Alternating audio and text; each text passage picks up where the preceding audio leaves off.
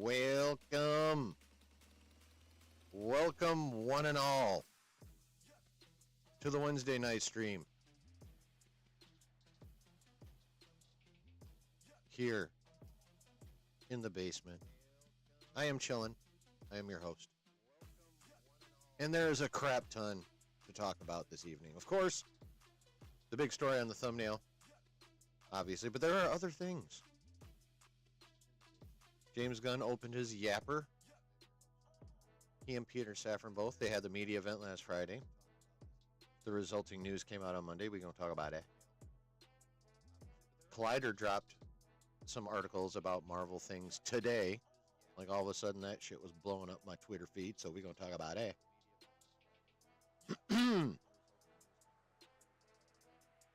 And, of course, we're going to talk about some fucking Star Wars. So, fill your cup and light your smoke. And maybe buckle up an orifice or two. Because it's time to get seriously fucking nerdy. Fill your cup.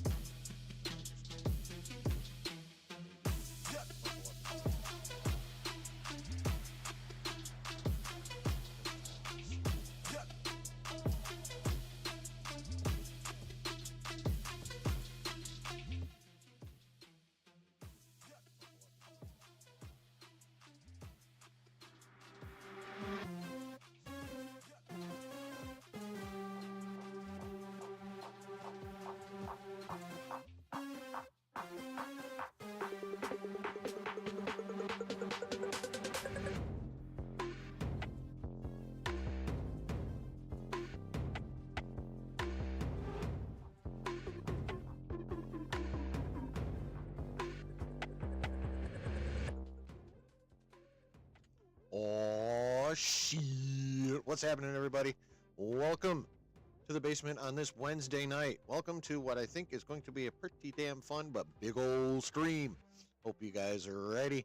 How's everyone doing? We already got some people up in the chat. What's going on, fellas? What's up, Matthew? What's up, Dar Boyd? Brooke? Delta Dan?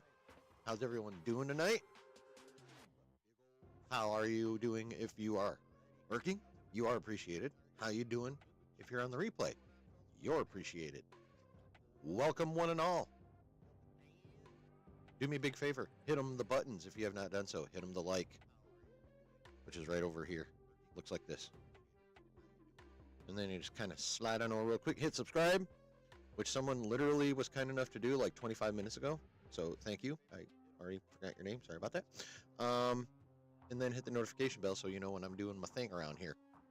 So just hit those. Doesn't take but, a couple seconds. Just tappy, tappy, tappy. Or, if you're on your computer, clicky, clicky, clicky.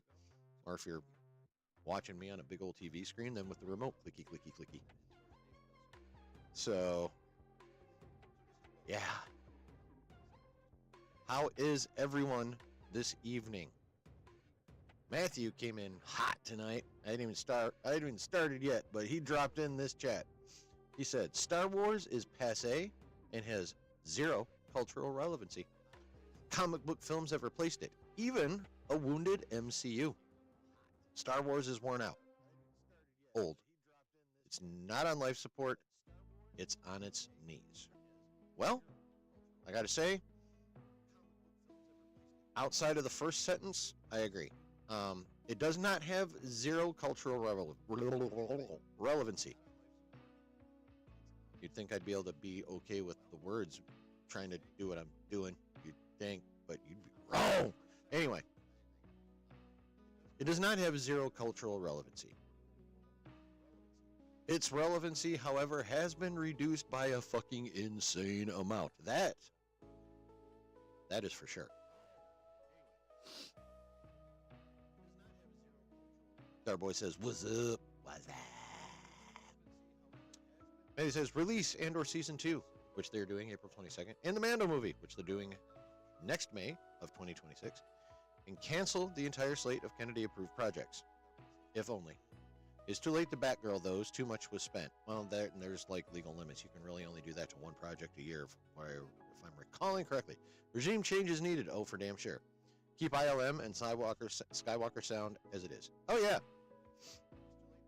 yeah, definitely. Like ILM's fine, Skywalker sound is fine. Um,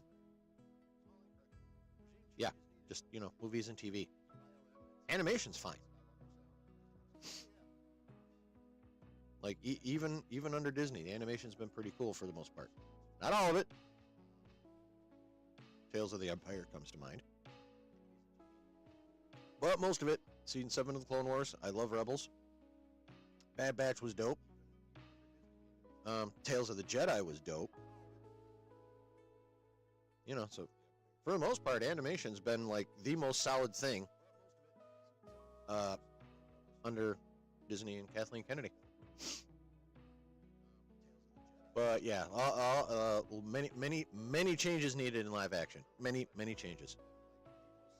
Rook says, "Hey guys, I hope KK will actually leave because if she doesn't, I'll be internally crying. Laugh my ass off." I mean, yeah. Felt Dan says, "What up?"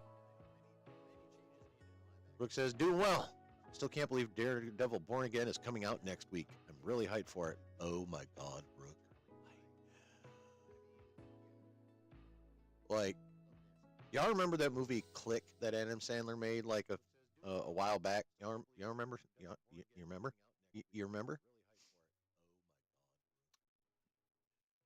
If you don't, let me TLDR the premise for you. Basically, Adam Sandler has this magical, I guess you'd call it, remote that literally works on life. He can pause you in mid-action. He can fast forward. He can rewind. I want that remote because, oh my God, it'll be 9 p.m. Tuesday, March 4th, like that. I'm ready for Daredevil. I am fucking ready. Matthew says Star Wars needs a directive and a vision. Has to return to basics, and I do believe it's in George's world and characters. That I 100% agree with. C-Dub! Rook says Star Wars needs a roadmap that is more long-term and a batch of content that doesn't repeat the mistakes of the past. We need someone who loves the Star Wars lore to run Star Wars again. Yep. That's pretty on point as well, Mr. Brook. Matthew says, "Hey, I hope you are doing well. Sorry for my pessimism. Being jaded is my thing." I feel that. I feel that so much, Matthew. I feel that. You watched Rambo 1 through 3 and enjoyed all of them, Brooke? Nice. Yeah.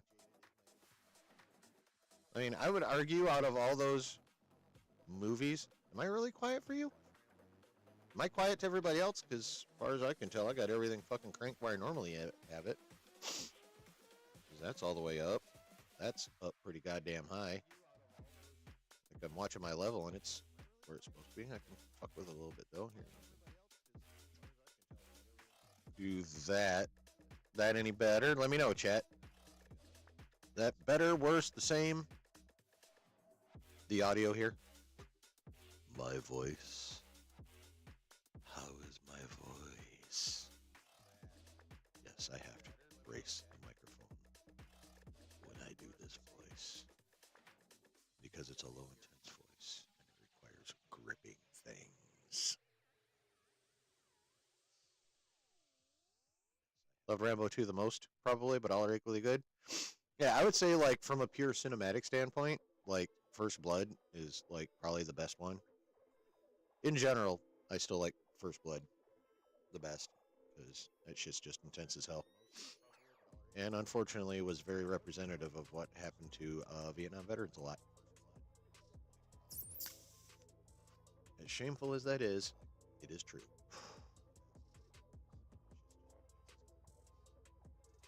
So, couple questions for you, chat. Question number 1. As 98% of the people in my community, and again, thank you for being a part of this community. Really appreciate that. But most of us, damn near all of us, are also Nerdvengers. And as we all know, tomorrow night for Josh claims about an hour, but it'll probably end up being longer.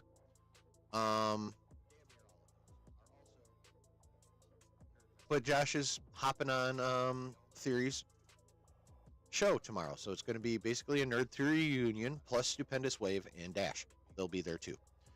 I mean, technically it's Theory, Stupendous Wave, and Dash's show, and Josh is just guest starring, but as we all know, if the second people see Josh on the screen, it's going to be Nerd Theory again, and Stupendous Wave and Dash can, like, you know, basically fuck off. I'm not saying that, like, literally. I'm just saying Josh's return is going to cause a stir, as temporary as it is. Exactly, Darboy.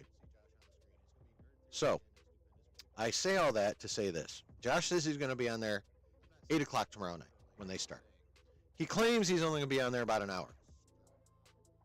So what are we here, chill vendors? I mean, if that's what you want to go with, I'm totally down for that. I never really came up with, like, a nickname for, like, the community here. I thought about just calling it the chill, but that's just kind of it didn't really stick. I tried it for a while. I'm totally down for you guys to be chill vendors. If that's what you want, I'm here for it. But anyway, back to the point. I mean, can you believe I got distracted by something I read in chat? Isn't that just so weird? That never fucking happens. What up, Brennan? How you doing, brother? So, God damn it. Back to the point. Anywho, so, Josh, guesting on Nerd Theory tomorrow night. He says he's going to be on there at 8 for about an hour. Personally, I think Elisa's going to have to storm into the office and drag him out of there by his beard. I think he's going to get on a roll. But, anyway. So, my question is, as you all know, we've been watching Invincible on Thursday nights at 9. Tomorrow is Thursday. So, I have a proposition for you guys. What do you think about gathering together here in the basement at 8 o'clock, watch partying Theory show for a while, and then if Josh dips out after an hour or so, or, you know, maybe we'll have to give up on it, but then we watch the next episode of Invincible after checking out Josh's guest appearance on Theory show for like an hour or so. So like a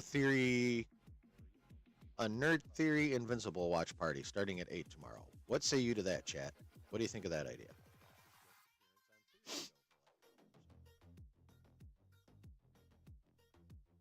How do you feel about that proposal?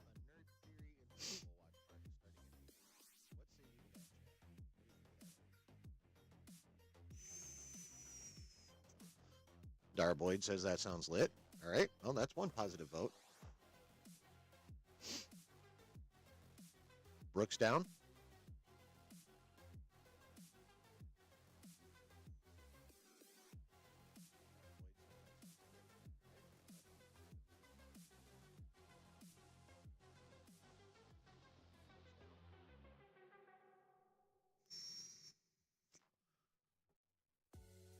Delta Dan's down. All right. I see a trend forming. What's up, Travis? How you doing, man? It's going all right.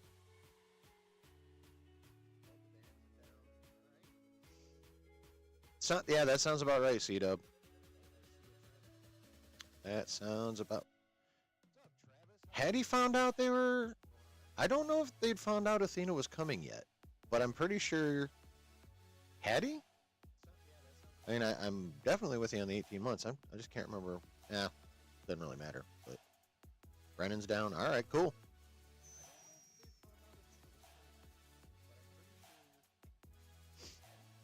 You guys still talking about Rambo? That's dope. That's dope.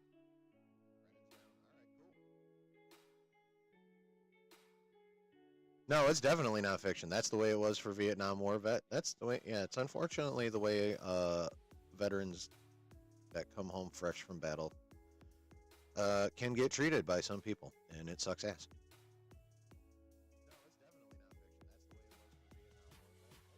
It definitely sucketh stanky buttholes. All right, so sounds like that's the plan for tomorrow night. So we will start at 8.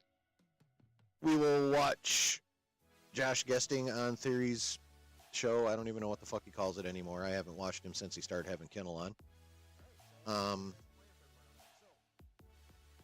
And then we'll slide into episode, I believe it is episode 6 of Invincible, starting about 9 or so, depending on how much fun we're having with Nerd Theory. But we are gonna watch that fucking episode tomorrow night. So plan on it. We will be watching Invincible. Just, after. Cool.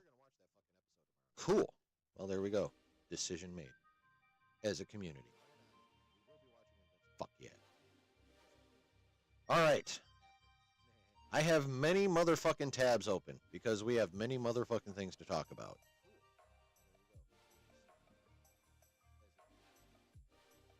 It's funny, Travis.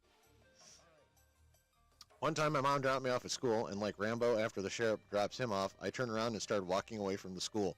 And she screeched to a stop and almost kicked my ass. That's hilarious as shit. Nerdwave Dash Theory? Yeah. I mean, that's what it's going to be tomorrow night for sure, Darboyd. Matthew says, Stallone is underrated as an actor, though, and a director. I would say probably, this is just my thoughts. I would say he's probably more underrated as a director than he is as an actor.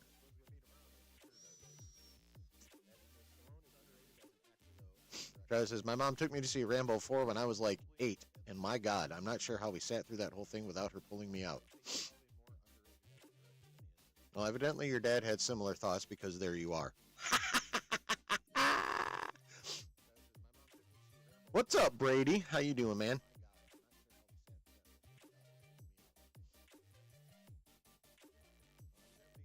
Sorry, Travis. I couldn't help myself. You used the phrase. To this day, I'd argue Rambo 4 is the most violent and gory film ever made. Dog, have you never watched, like, Hellraiser or Saw? Any of the Saws? I mean, don't get me wrong. Rambo 4 is violent and gory, and it was hilarious. He wore a shirt the whole time. But yeah, that thing still can't compete with some good slasher shit.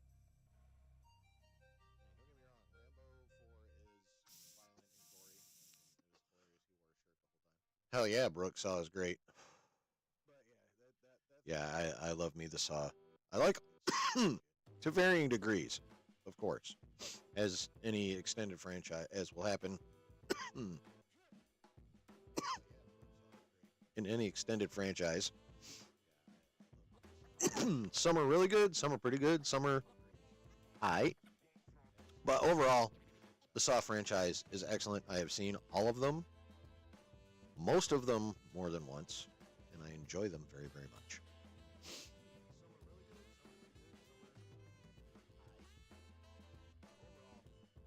Really? Saw 10? Did you ever watch the Chris Rock one, The Spiral? That one's way better than I thought it was going to be when I watched it. I'll tell you that. Final Destination film's going to be brutal. Yeah, they're making another one.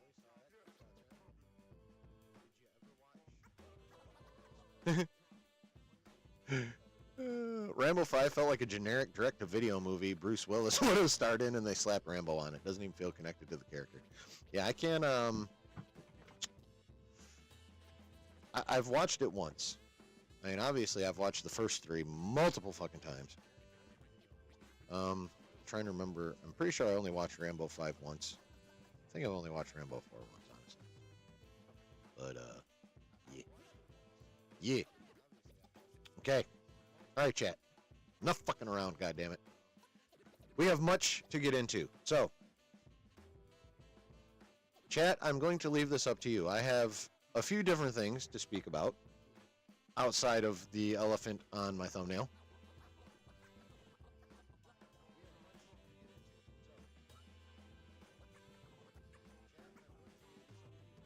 Has anyone been on IG Reels today? You want to see some gruesome stuff. Not sure if they got hacked, but someone told me the first reel was a dude getting murdered by a shark.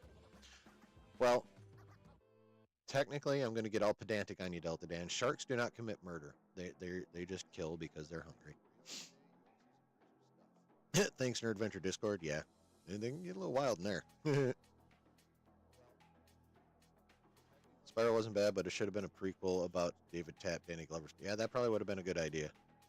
Oh, you're not into those kind of movies, Brennan? Well, then I don't blame you for not watching them if you're not into that, because you'd have to be into that shit to really appreciate it. Although I will say, for what they're for the genre they're part of, i.e. the slasher genre,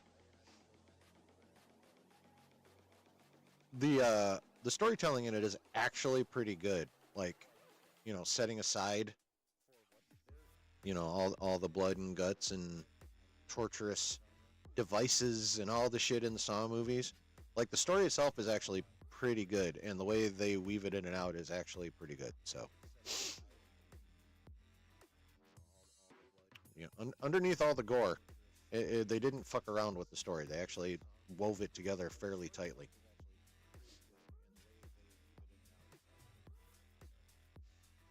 At least for me. You're sadly gonna have to bounce for an hour? Alright, well, trust me, we'll still be going when you come back. We're gonna be here.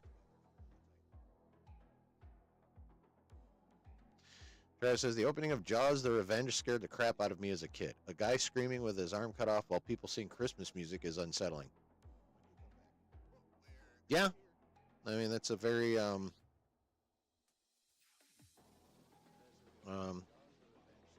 that's a good way to get shock value, is to juxtapose something pretty like Christmas music with a bleeding stump of an arm. Yeah. Terrifying movies are great too, says Brooke. I've seen the first one. I still need to watch 2 and 3.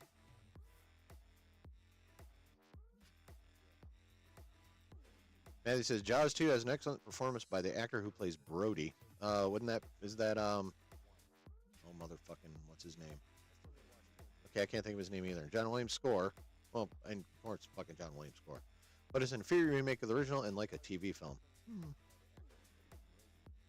Delta Dan says, now it was wild. Thought the dude was going to get away swimming with whatever limbs he had left, and then nope, shark won. Didn't finish the video because he knew it was real.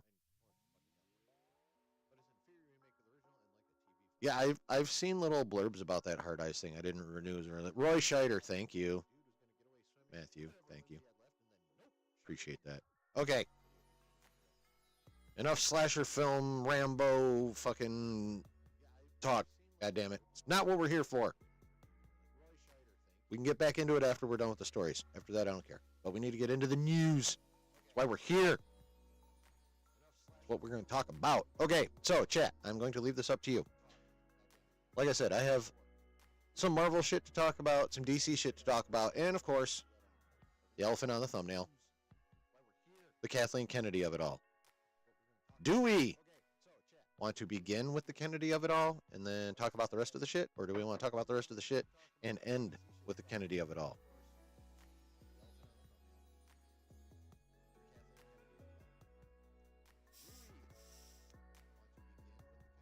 Either way, I am prepared.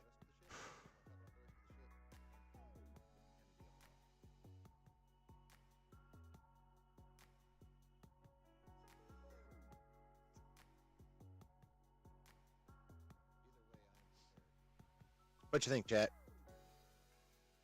Best for last? All right. I assume in a somewhat ironic yet not ironic moment, you're referring to the Kennedy thing as the best?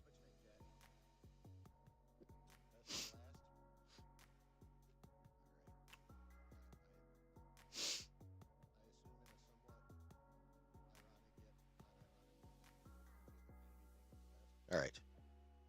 Well, shall we begin then with some DC news? As I mentioned in the intro, James Gunn and Peter Safran, the co-presidents of DC Studios, held a press event last Friday, the results of which we got Monday.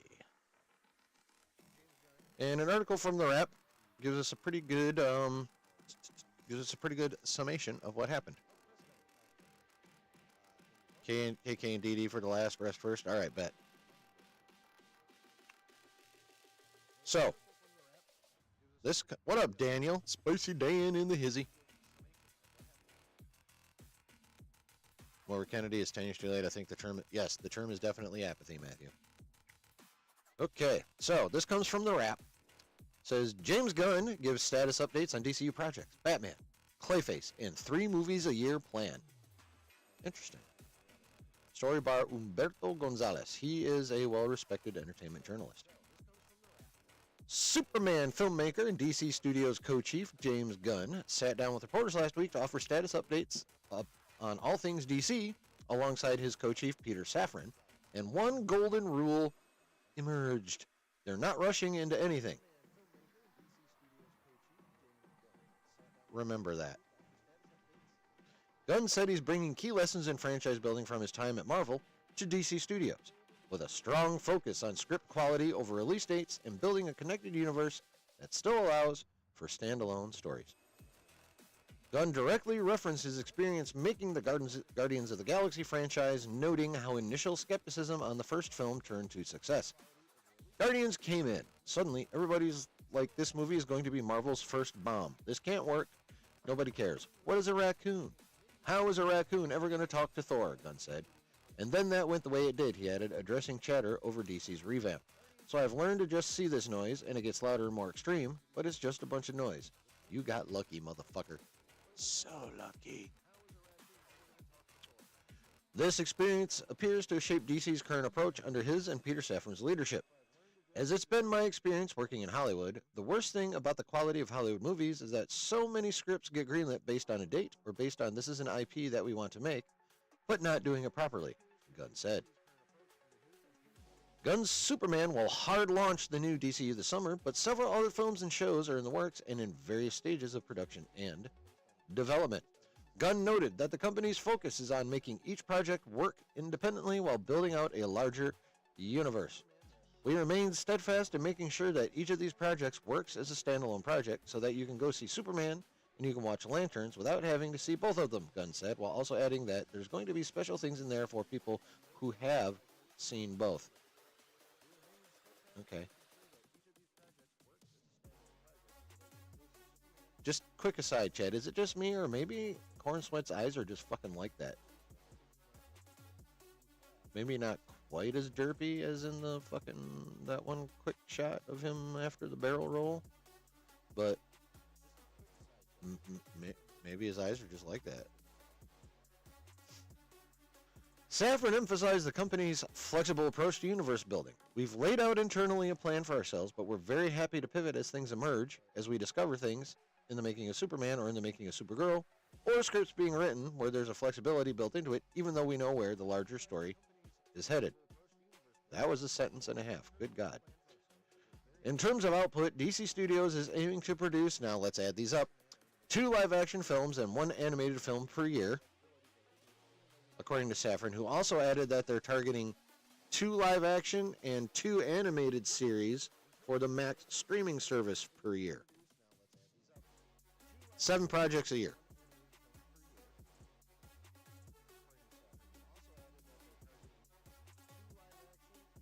So remember what I told you about the first sentence?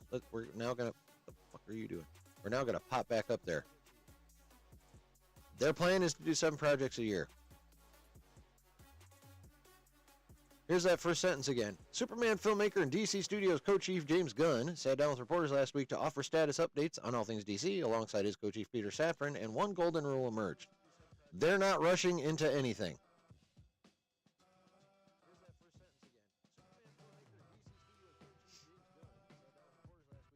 Skip back to here. In terms of output, DC Studios is aiming to produce 2 live-action films and 1 animated film per year, according to Safran, who also added that they're targeting 2 live-action and 2 animated series for the Max streaming service per year.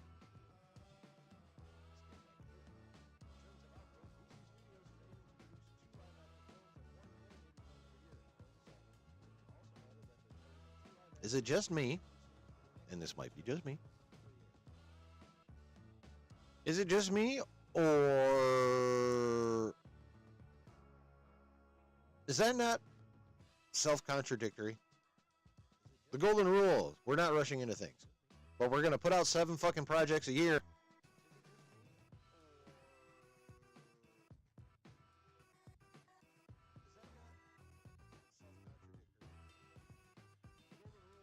If you're putting out 7 projects a year, something's fucking getting rushed. There's no ifs, ands, or buts. There's no two ways about it. None of that shit. If you're putting out 7 fucking projects a year, something's getting rushed.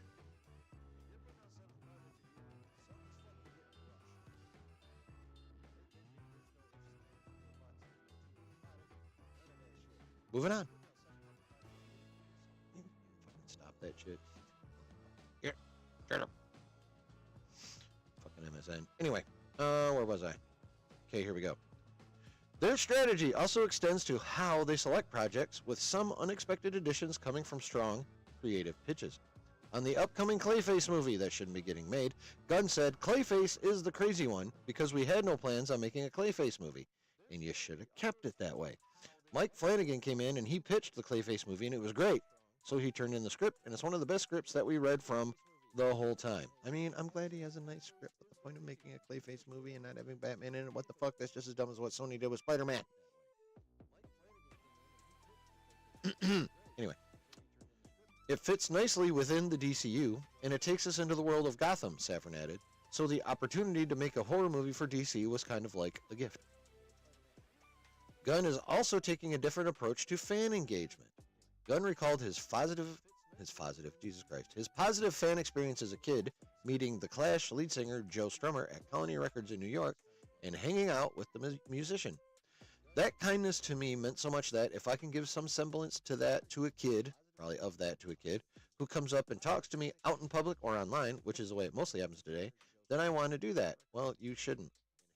I'm not saying don't be nice to the fans. I'm saying get the fuck off the internet and run your goddamn studio. Yeah, that's what I'm saying. I would say that James has always, for 20 years, really brought an authenticity to his interaction online, Safran added. That's something that's actually helpful. James Gunn being authentic online.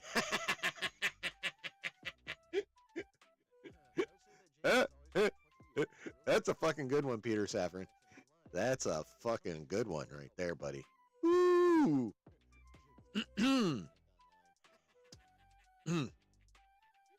Excuse me.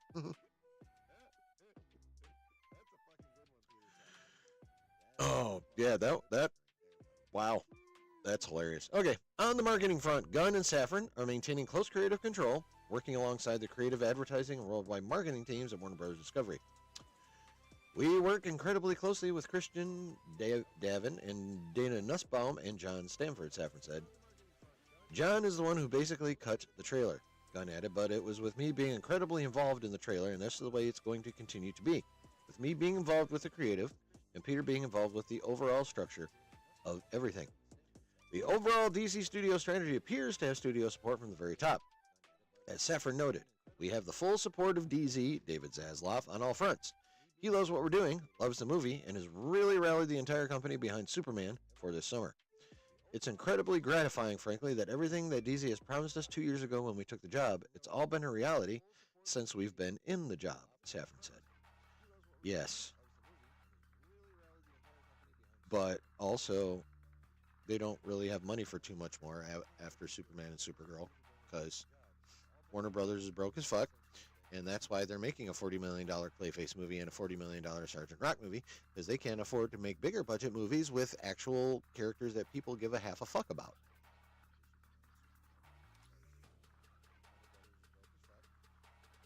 Yeah. And some status updates. Superman is currently in editing, with Gunn calling the cast maybe the best cast I've ever worked with, including David Cornsweet and blah, blah, blah.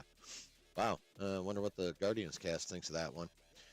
Supergirl. We are now halfway through production on Supergirl. Peacemaker Season 2 recently wrapped filming. According to Safran, it will debut in late August. Well, I don't give a fuck. Clayface. Cameras set to roll this summer with James Watkins currently in negotiations to direct. Safran described it as an amazing body horror film that reveals a compelling origin of a classic Batman villain. He added, Clayface is not as widely known as Penguin or Joker. Yeah, no shit. But we think his story is equally resonant and thrilling and frankly even more terrifying. That's not the point. Anyway, The Brave and the Bold, in active development with the script currently being written. While Gunn didn't name the writer, he said, I'm working very closely with the writer on The Brave and the Bold, The script is really good so far. Oh, by the way, Andy Muschietti is not directing that motherfucker, but he does get to read the script first, as an aside. The Batman Part 2. Matt Reeves hasn't turned in a full script yet, but what they've read is incredibly encouraging, according to Safran. He also added that it is very unlikely that Robert Pattinson's Batman becomes the DCU Batman, shooting down the rumor once and for all. The DCU Batman. The plan is still to introduce him in The Brave and the Bold, but he could make an appearance in another DC Studios project. Well, if it's going to be any other DC Studios project, it better goddamn well be Clayface. Because otherwise, you're fucking Sony. I wouldn't rule anything out, Gunn said. He could show up in something else, and it better fucking be Clayface. Because otherwise, you're just as dumb as the dude that got fired from Sony. Yeah, he says he left. Fuck that. They're like, oh, Morbius? Oh, Madam Web? Oh, we needed the overseas to even make money on Venom 3? Yeah, get the fuck out of here. That's how that actually went.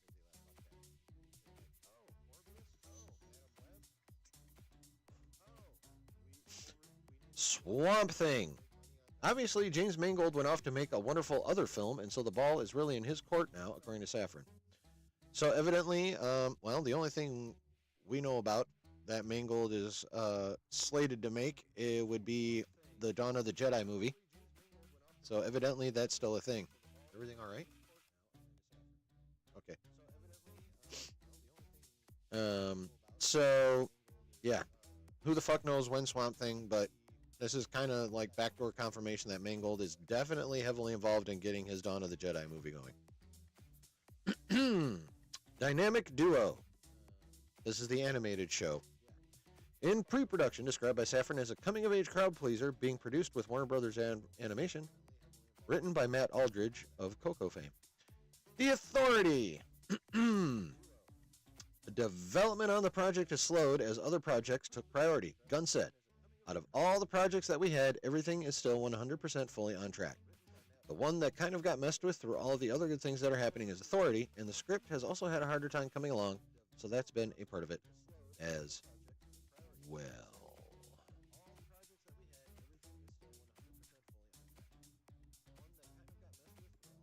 So there you have it, the results of the press event, the super secret press event that was no secret at all, except for what was said in it, and that was only till Monday. Those are the results, folks. Those are the updates. That's coming directly from the horses' mouths of Peter Safran and James Gunn.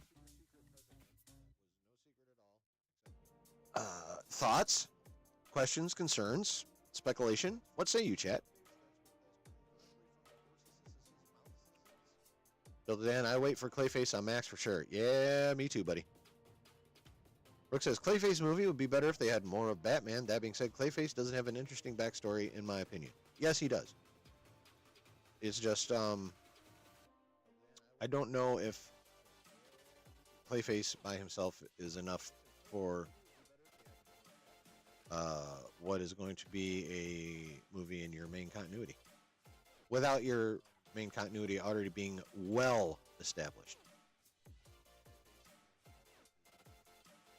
Like, for Clayface to do well, Superman is going to have to slap, and Supergirl's going to have to slap, because Supergirl's going to be out before Clayface. And he says, Superman has a good cast. I hope the movie is good. I'm going to be fair, but critical as a Superman fan. Not being a gun shill or Snyder cultist, I'm going to have no expectations except a fun movie. I mean, that's the way to go. But speaking of Gunn/Snyder, that fucking picture they took generated all that speculation, and it was just a, hey, how you doing, what's up, motherfuckers. Brooks says, still hyped for Superman, especially Lex Luthor. He looks dope in the Superman film. I am very, very interested in how Nicholas Hoult is going to be Lex Luthor. I think he's going to kick ass. I mean, granted, it's not like the competition is stiff, but I think the odds are high of him being the best live-action Lex Luthor we've gotten on any size screen. I think the chances are good. Brooke says, I guess if they made the solo Clayface movie a good horror movie of sorts detailing his transformation, I will give it a shot. Oh, I'll give it a shot on streaming.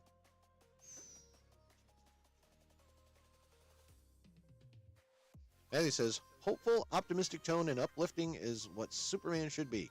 Like Christopher Reeve in tone, not 100% a clone of that film. It has to be modern. Yeah. Although I will always love Man of Steel. Big time. Delta Dan says, Lex Luthor does look dope. I think he'll be great. Yes. I do agree. I think Nicholas Hoult is going to kill that. I think Nicholas Hoult has a good chance of being like the standout of that movie. Like he'll be, not that he will be equal to this. Let me issue this disclaimer before I say what I'm about to say. This is not an equivalency. It's not even really a comparison per se. It's more of an analogy. But in terms of impact on the movie and ability to take over a movie, I can very easily see Nicholas Hoult doing with his Lex Luthor what Heath Ledger did with his Joker.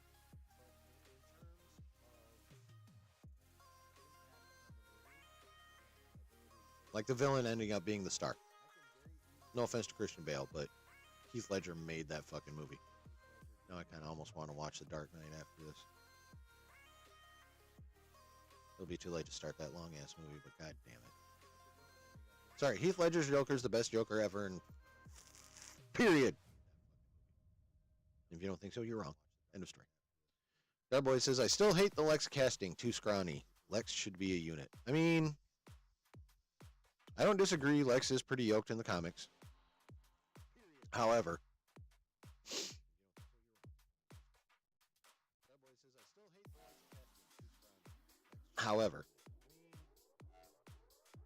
he can make up for a lack of muscle with aura. If he pulls off the aura of Lex Luthor, I guarantee you will not care so much about his build. Matthew says, Nick looks great as Lex. Rachel looks great as Lois. Yeah, did you see that red carpet dress of hers, bro? The unknown to me is David. I hope he impresses. Yeah, I guess he's been on like TV or some shit. I don't even really know. Delta Dan says, Holt for sure has range. He's in comedies and dramas and kills it. Yeah. Yeah, I think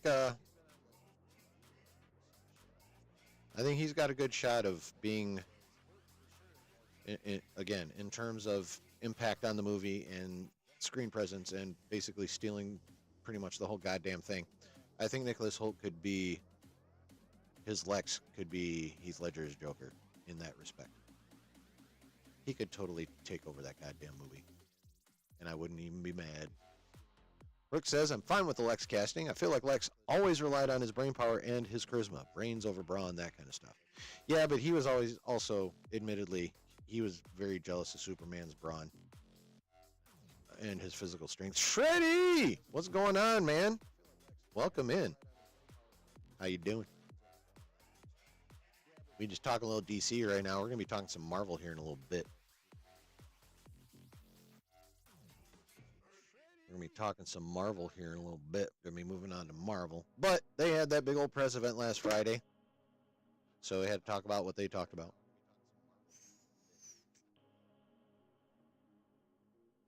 The main points are they contradicted themselves by saying at the beginning of the article they weren't going to be rushing in anything, and then later saying that they're trying to get out 7 projects a year.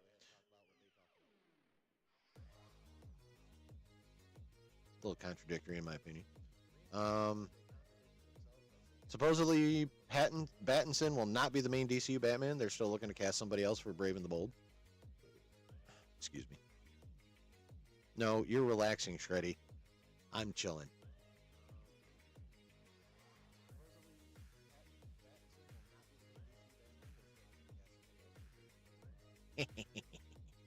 Anyway, but yeah, that's pretty much it.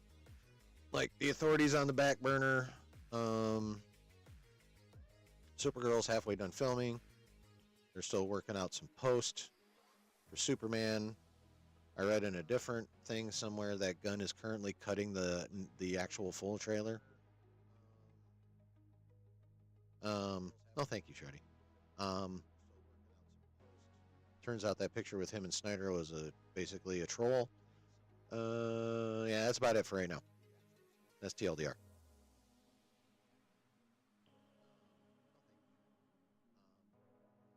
my mouse go? There it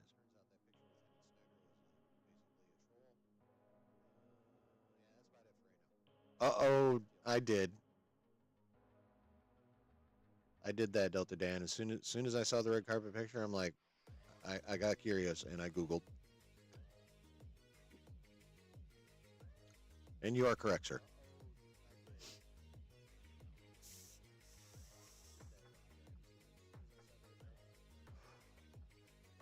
Easily the best looking Lois Lane we've ever had. Easily.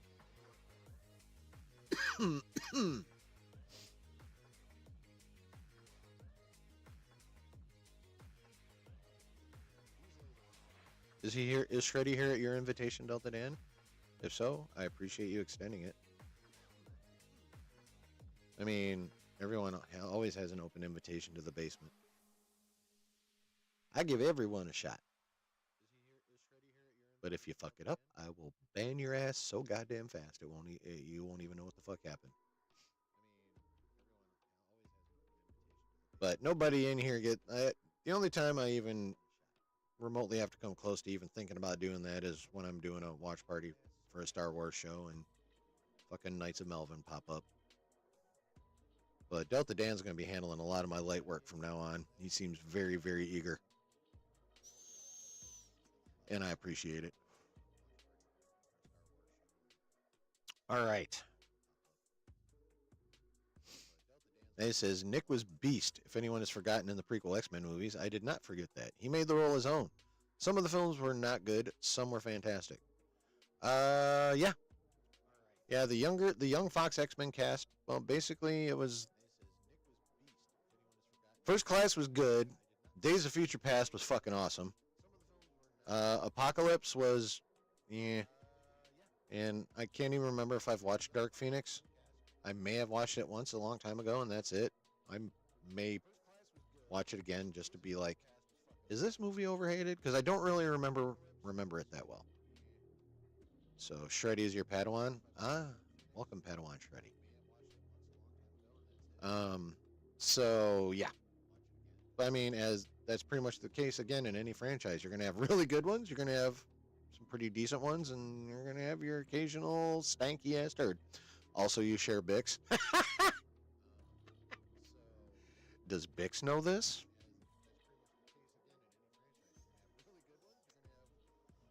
No. Okay, so I know why you and Shreddy watch Andor.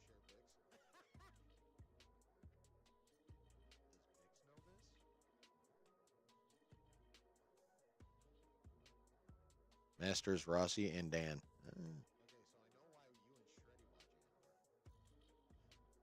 Rossi's not in here right now. He pops in occasionally. I do appreciate it when Rossi visits.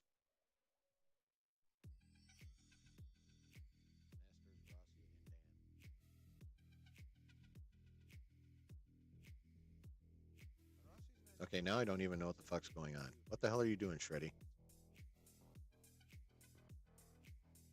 That's right. All right. That is all the DC. Let us now move on to Marvel. So, Josh kind of touched on this earlier because it wasn't it didn't seem like it was going to be a thing, but as the day has gone on, it's become a fucking thing. Dark Phoenix was bad, worse than X-Men: The Last Stand. Well, I still might put myself through it just to refresh my memory and decide whether or not I want to push it right back out of my memory again, which may be what happened the first time. I'm not sure. But yeah, so this little thing that was, people were talking about it some. early today. But as the day has gone on, more people are talking about it, and then more people were talking about it, and then more people were talking about it, and next thing, it's a fucking thing now. It is this. In TVA number 3, the TVA has captured the Scarlet Witch. The comic book is seemingly canon to the MCU. So supposedly we got Spider-Gwen running around the TVA. Of course, it's the last panel. To be continued. You can see that right there. But we have what is definitely the Scarlet Witch, but what looks to be the MCU version of the Scarlet Witch, the Multiverse of Madness version of the Scarlet Witch. The cloak is similar. We got the little blackened fingertips going on here. Can't really tell about the eyes because those are in shadow, but so yeah, that people were like, the fuck? I have here this picture for comparison. Live shot from Multiverse of Madness. Hello, Lizzie. And then the comic panel.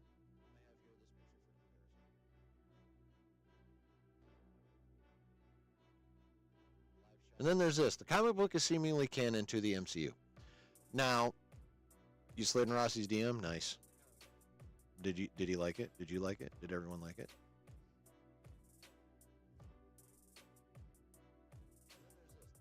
Executive Judge, what's up, Your Honor? How you doing, man? Good to see you. So, it would appear there was an article last December. I cannot remember. I think it was Screen Rant. You missed me on Saturday. What happened? I spent the evening with Mrs. Chillin. That's what happened.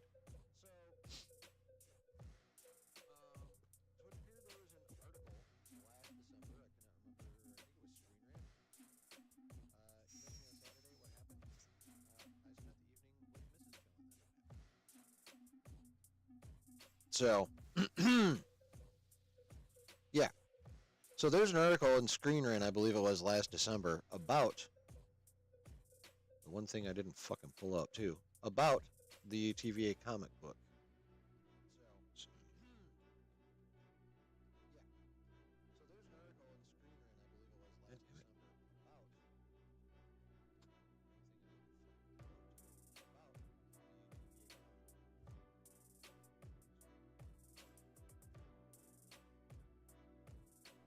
I think this is it right here. Yep, this is it right here. Published December 27th last year. Marvel's comic continuity has found a true bridge with the MCU, and we have the TVA to thank. The Marvel Cinematic Universe is now officially connected to the Marvel Comics continuity as a new comic series debuts which acts as a bridge between the live-action universe and the pages of the comics. Of course, within the multiverse, everything is connected and crossovers between different media formats have been seen before, but the TVA comic series directly ties to the MCU and Marvel's main comic continuity together.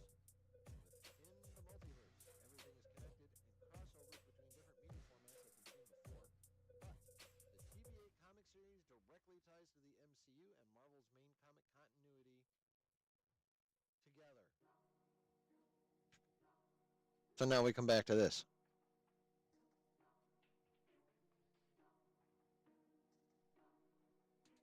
Oh. You know what? Give me 1 second. I just remembered something I saw earlier that lends even more credence than doth that Screen Rant article.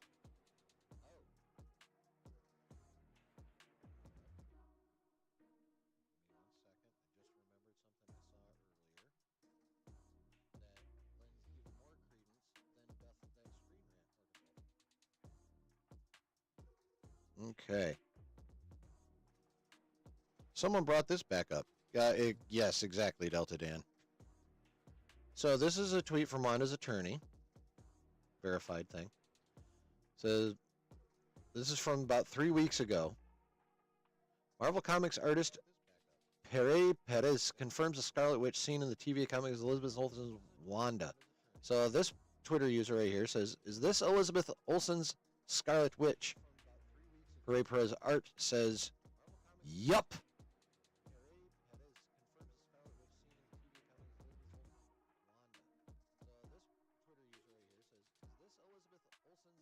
So confirmation directly from the comic artist, and you know Feige would absolutely kill him for saying it if it was not true.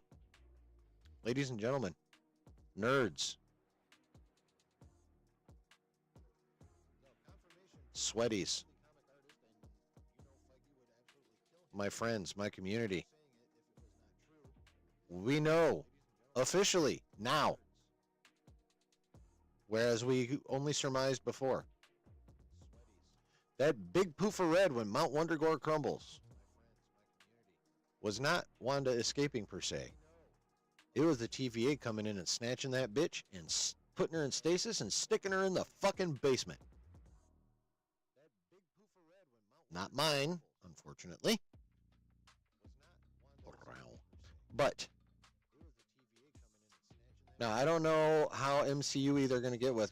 They can't fuck with Spider-Gwen. We know that. So, but the MCU has never really done a one-to-one adaptation anyway of anything they've ever done, really. So they will conveniently ignore the fact that it's Spider-Gwen running around here and going to find her. The main point is we now know Wanda is 100% alive and in stasis somewhere in the basement of the TVA.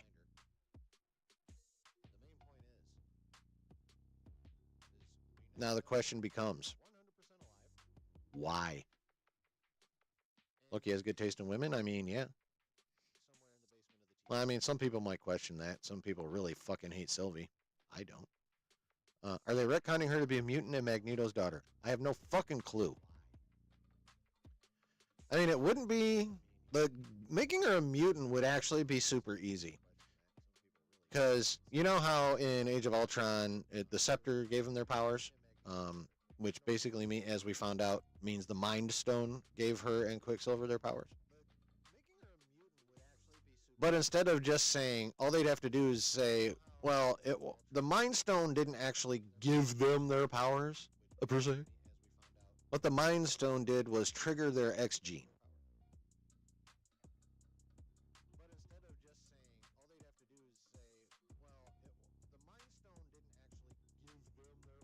And the fact that their X genes didn't activate at puberty like most mutant genes tend to do is because of He Who Remains. The reason why the 616 does not resemble, well, in continuity, the reason it doesn't resemble the comics universe is because of He Who Remains isolating it away from the rest of the multiverse. In reality, it's because Marvel went broke in the 90s by printing way too many goddamn comics and had to sell licenses to all their most popular characters. That's the real reason. But the incontinuity reason is it's all He Who Remains' fault. So again, it wouldn't be too hard for them to go, oh yeah, no, they had the X gene, but the Mind Stone activated it instead of nature, and nature didn't because He Who Remains. Because that is the Wanda of the comics and X-Men character. Yeah.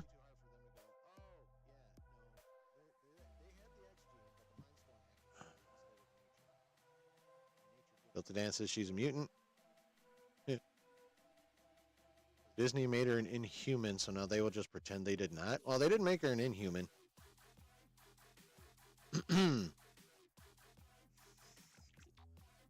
What she is in the MCU right now is a successful experiment with the Scepter done by Hydra. That's what she is right now.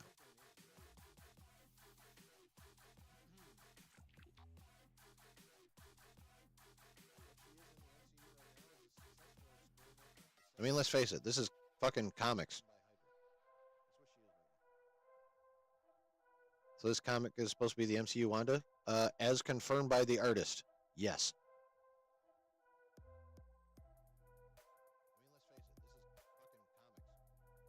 This is Wanda from Multiverse of Madness.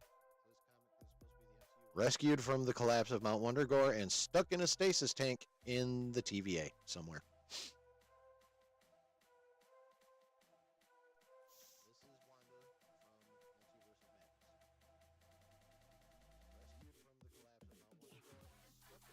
Now, the question is, why did the TVA snatch her from Mount Wondergore and stick her in a stasis tank? Well, there have been rumors off and on to the effect that the TVA at some point during the multiverse saga was going to be creating their own team of multiversal Avengers. She could be part of that plan. Now, if that's not the case, how's she going to get the fuck out of here? If the TVA did not kidnap her with the intention of releasing her later to do battle at some point. Well, the next best way to get her out of the TVA, instead of by maybe Spider-Gwen here or whatever, in the MCU, would be because Doom got her. See, Doom has every reason to want to destroy the TVA because they will be very much in his way of his plans to remake the multiverse in Doom's image. So, of course, he would pay a visit to the TVA. Of course, he would wreak destruction. And because he's Doom, you would find Ms. Wanda there.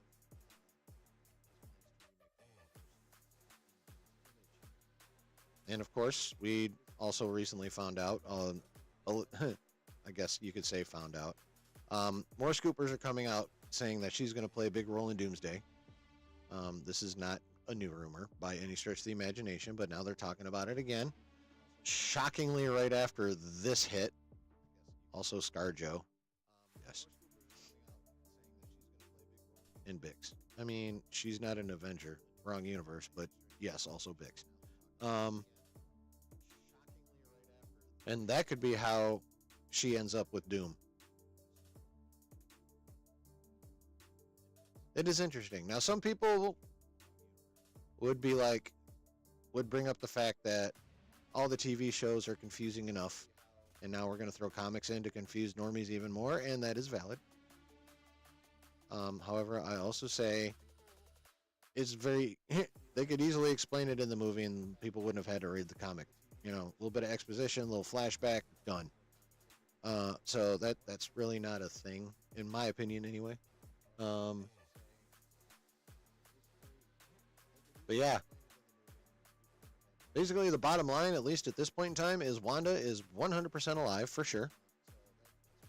Well, yeah, that too, Executive Judge. But yeah, she's alive. And she is in stasis somewhere in the TVA. That is her current status.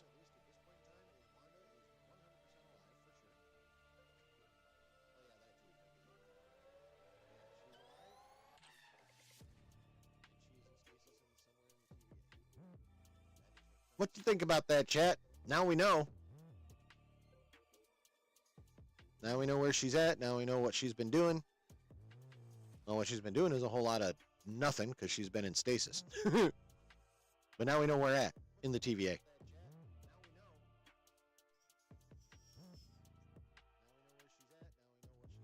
Comics are a bit more accessible for people who don't have Disney Plus. Should people choose to make them so? Yes.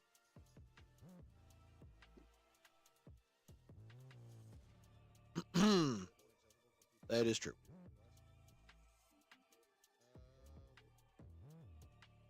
So, I mean, obviously, I've made my Elizabeth Olsen standness not a secret.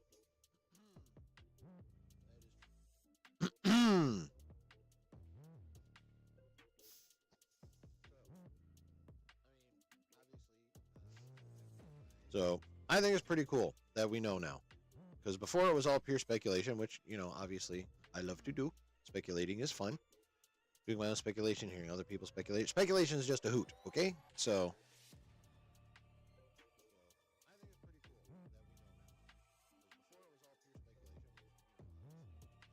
yeah. But I think it's pretty cool. I think it's cool to know. I mean, I'm not going to be running out and buying TVA comics. You know, the news will out one way or the other. I'm not too super worried about that. But it is cool to actually have a clue now and now be able to still have a lot to speculate on, but at least narrow it down some too, because let's face it, unrestricted speculation can get a little fucking wild. You know? So, Brooke says, hope we get some flashbacks of how the TVA captured her. That would be pretty cool, in my opinion. That would be pretty sweet. Well, I mean, I don't know how much they do. It'd be like the mountains crumbling, the TVA shows up and snatches her and throw her in a thing. Travis says, I think it's because she tried pulling her children from another universe. That would definitely get their attention. Perhaps it's Kang who breaks her out.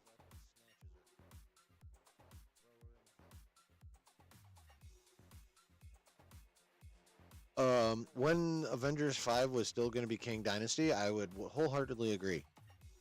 Now, since it's Doomsday, the only purpose Kang appearing would have would be to get dog walked by Doom. That would be the only reason to bring King back, is to close out his story by having Doom take him straight to fucking Pound Town. And all his variants.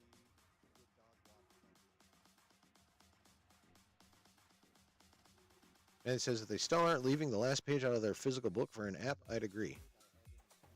I'm not quite sure what you mean there. Travis says it's pretty rare that the MCU appears in the comic universe. Last time I recall was the 3 Spider-Men appearing in Spider-Geddon. Yeah, it is pretty rare, but it's going to be... Kevin Feige is the CCO of Marvel. He's not just the president of Marvel Studios. He's the CCO of Marvel. And he's talked about how it is his plan to keep Marvel Comics continuity about 5 years ahead of MCU continuity to ease the process of live action adaptation. So I think while it is rare that the MCU appears in the comic universe, I'm thinking that is going to become significantly less rare as time goes on.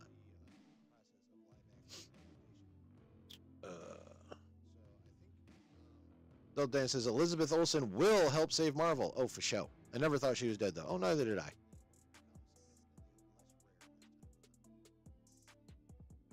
Brooke says, oh, yeah, going to be cool seeing the dynamic between Doctor Doom and Scarlet Witch. Most assuredly. Kang Wang deflation. Exactly. Hope they don't totally punk Kang out like how they did Hulk in Infinity War. Well, it's a little too late for that since they totally punked Kang out in Quantumania. When he lost to the Ant family. You can't get too much more punked out than that. Doom dog walking him actually makes sense. Losing to the Ant family does not. He done got punked out last year. Or was that in 23? Whenever the fuck that stupid ass movie came out. Yeah, a year before, 2 years ago now. So that came out February of 23, right? Right, yes. So yeah, no, they punked King out 2 years ago, bro. Rossi said he's coming. In his sock.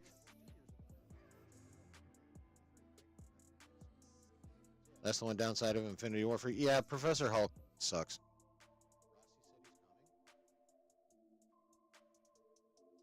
On me? Fuck, nah, I don't think so.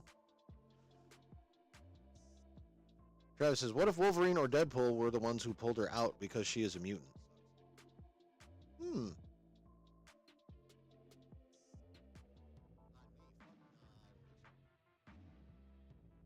Interesting. I don't know that the TVA is really playing with them much, though. I think they just let them be settled there in the same universe that Monica's in. And that would be interesting. They could have, the TVA definitely could have showed up and been like, here, we need help with this shit. So for sure.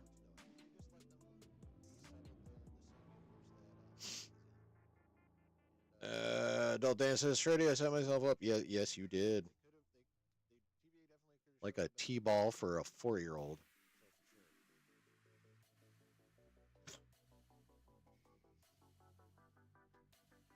Executive Judge says, I was okay with Ant-Man defeating him because he had potential to come back stronger. Now, with the King story scrapped, Ant-Man 3 has a bad taste in my mouth now. Well, Your Honor, I give you credit for for having such a charitable view of the loss to the ant family. Deadpool is a mutant.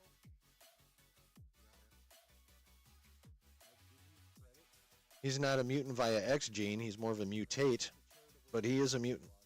It was forced mutation, but he is a mutant. Anyway, back to the Ant-Man thing. That is a very charitable way of looking at it. For me, you don't take what is going to be your main variant of Kang, the Conqueror,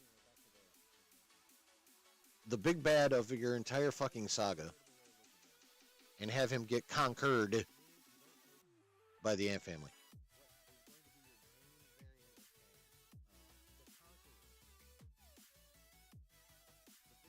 In my mind, that's just goddamn lame and completely defeats the purpose of introducing your big bad.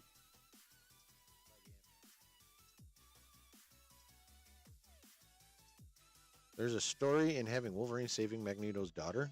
There probably is. Shreddy says, I've been so excited for Doomsday, I've had 2 dreams about me watching it in theaters, just to get back on that Marvel hype train. Was there a sock in your pocket in that dream? I wonder. Executive Judge says, I have so many plans for Doomsday and Secret Wars you won't even believe. That's dope. And you're right, I probably wouldn't believe it. But that's dope.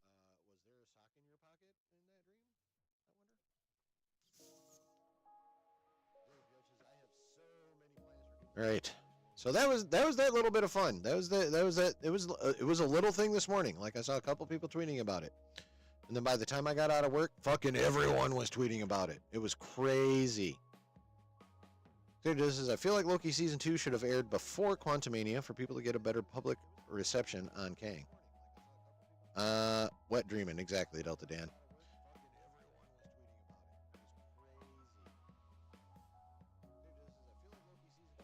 Well, that Victor Timely thing, I don't know that it would have been that much of a help, honestly.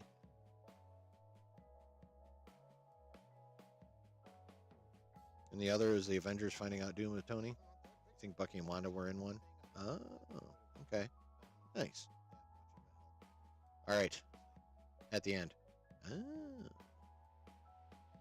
Shreddy about to be the Doomsday Spoiler King. I mean, if his speculation is accurate, then yes. If it's not, then not so much. Excuse me. All right. Got a few people in here. Awesome. Thank you, everyone, for showing up that has popped in here in the last few. Please do me a ginormous-ass favor and hit them buttons. Hit the like. If you are not currently a subscriber, hit the subscribe and the notification bell. That way you know whenever I'm doing my thing that I do here in the basement. I would appreciate it. That'd be awesome. And also, thank you for watching. Thank you for clicking. Whether you clicked on the live stream or clicked on the replay, thank you. I really, really appreciate that. You're awesome. So, there's more. There's more Marvel. Or it could have been Strange. He has the Time Stone, so it's definitely on their radar. Perhaps he saves Wanda while with Clea. That's an idea. I don't hate that. I don't hate that at all. That'd be pretty cool. And obviously those two have history. Could be interesting. Pops up like he's in the TVA fucking around. Goes through that room like, this bitch. I thought I dropped a mountain on this bitch.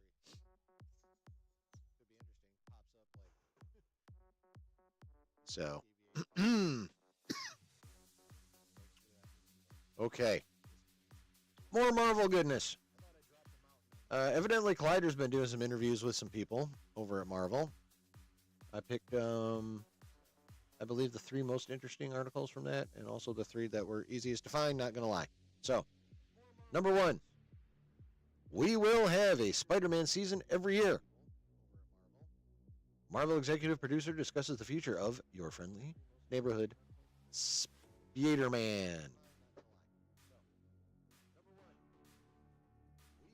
Marvel Animation has been killing it of late with critics and audiences between the acclaimed first seasons of X-Men 97 and your friendly neighborhood Spider-Man, along with the 3-season run of What If. What if did not kill it with critics or audiences? I don't know what the fuck you're talking about, Ryan O'Rourke and or Stephen Weintraub.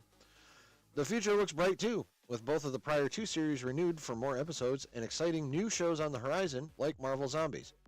People's mileage varies on the excitement level of Marvel Zombies. I, however, am looking forward to it. It's only 4 episodes. So it's not like we're going to be making a massive investment in it. Like, if it's good, we'll be like, damn, we want more. And if it sucks, we'll be like, sweet, this shit's over already. So, the one downside for fans is that high-quality animated projects take a lot of time, meaning that subsequent seasons can progress for years before finally seeing the light of day. However, Marvel's television head Brad Winderbaum has confidence that at the very least, the web slinger will see new adventures on a more regular cadence.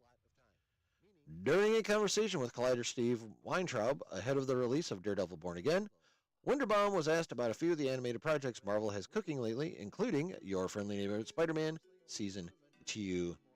The series, which follows a young Peter Parker at the beginning of his superhero career in an alternate reality where he's taken under the wing of Norman Osborn instead of Tony Stark, recently aired its season finale, and that shit was motherfucking fire. The work was already well underway on more episodes before that story wrapped up. As of late January, scripts are written, animation was half done, and a renewal was already handed down through season 3. Now see, this right here, animation was half done. I've seen it as animation, and I've seen it as animatics, which is pre-animation. The hope from the beginning was to prepare for a quick turnaround that would keep fans invested in the storyline Jeff Trammell is building between Peter, his friends, and his family. And Jeff Trammell is doing a damn fine motherfucking job. In an ideal world, Winderbaum wants the show on a yearly basis, though he acknowledges that's easier said than done. As Robert Kirkman's Prime Video hit Invincible has shown, getting that second season finished in a timely manner can be a real challenge, especially with a starry cast to work around in addition to animation challenges. However, Your Friendly Neighborhood Spider-Man fans won't have to endure nearly the same gap. Pause. Thanks to how much is already complete. The wait will still be longer, but when asked for clarification, he said that we'll see Season 2 in 26, I think. After that, he has high hopes that Peter will be swinging through New York City every year at roughly the same time. We will have a Spider-Man season every year if I have anything to say about it. What usually happens, as you know, in animation, is that there's a bigger gap between Season 1 and Season 2 than in subsequent seasons, and that'll be similar in Friendly. We'll have to wait a little bit more than a year for Season 2. Okay, so it won't be next January. It'll probably be like late next spring, early next summer, I guess. But then after that, it should come out on an annual cadence, hopefully. Your Friendly Neighborhood Spider-Man will feature Gwen Stacy. Winderbaum's comments are roughly consistent with recent SCAD TV Fest comments from Trammell, who promised that it wouldn't be too long a wait for more Spider-Man, despite the animation style and the expansions he has planned. Season 1's finale teased a lot for Season 2 regarding Peter's father and his relationship with Norman, among other things that will complicate the web slinger's life. An image shared after the finale also teased the arrival of Gwen Stacy, who will double as the Spider-Verse fan-favorite Spider-Gwen in the series. Much of the cast is expected to return for the next outing, including Hudson Thames as Spider-Man and Coleman Domingo as Norman, alongside Kerry Waldron, Grace Song, Eugene Bird, Zeno Robinson, and Hugh Dancy. Friendly response now stream them. Okay. So, the main crux of that is we're going to be getting Your Friendly Neighborhood Spider-Man on basically a yearly basis. Which is fucking dope. Because, as I believe all of us who have watched that show, whether or not you came to the watch parties and watched it, which is what you fucking should have done if you didn't, but then you know that show was not just better than was expected, it was fucking good. Like,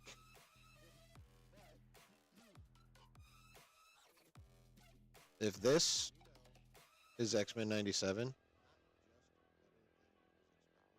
here's Your Friendly Neighborhood Spider-Man. Like, they're that fucking close, in my opinion. Like, they're right here.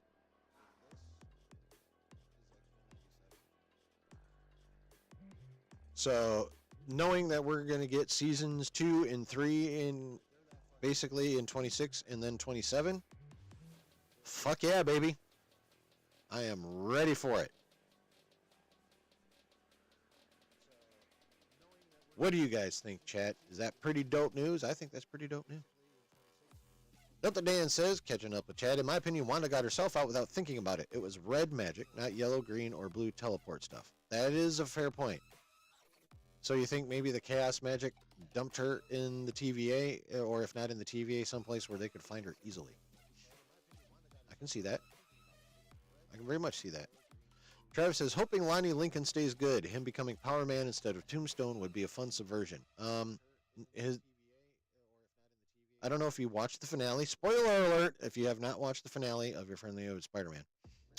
By the end of it, his skin was already paling to gray in spots. So, I'm afraid, Travis, I must dash your hopes.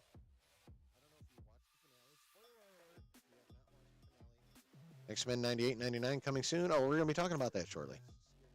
I think they will call it that. Or X97. Yeah, it's going to be season 2 and 3 is what it'll be. They're not going to change the year, I don't think. Rick says, yeah, I enjoyed every minute of Friendly Neighborhood Spider-Man. The finale was great. It was cool seeing Doctor Strange in the episode as well. The way they made that fucking full circle thing, the way they tied that all in there at the end was, that was some goddamn good storytelling. Again, fucking Jeff Trammell. Well done, sir. Very fucking well done, Jeff Trammell. Thank you for that. Like, literally, thank you. That was a good goddamn show. Holy crap. Oh yeah, Venom showing up in season 2 of Friendly Neighborhood Spider-Man almost for sure. Oh yeah. It was that good. Yes, it was that fucking good, bro. Watch it. You know, don't hold me in contempt of court, but watch the fucking show, executive judge. Watch it.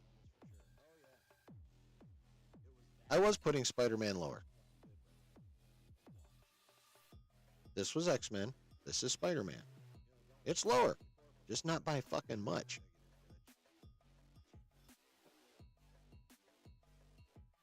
For me.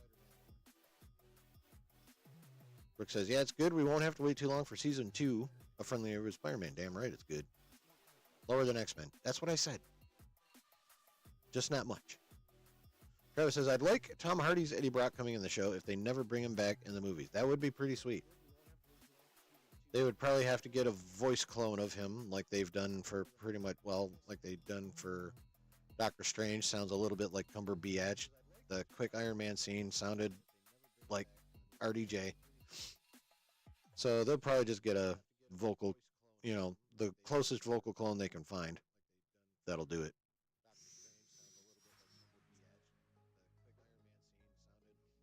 But yeah, that would be dope. I mean, I'm sure. Actually, no, I can't even say that. I feel like they bring Eddie Brock in. But interesting. What if they make Norman Venom? How would we feel about that? I mean, obviously, he found the Chunko symbiote. He's going to have it in, you know, some tank somewhere in Oscorp.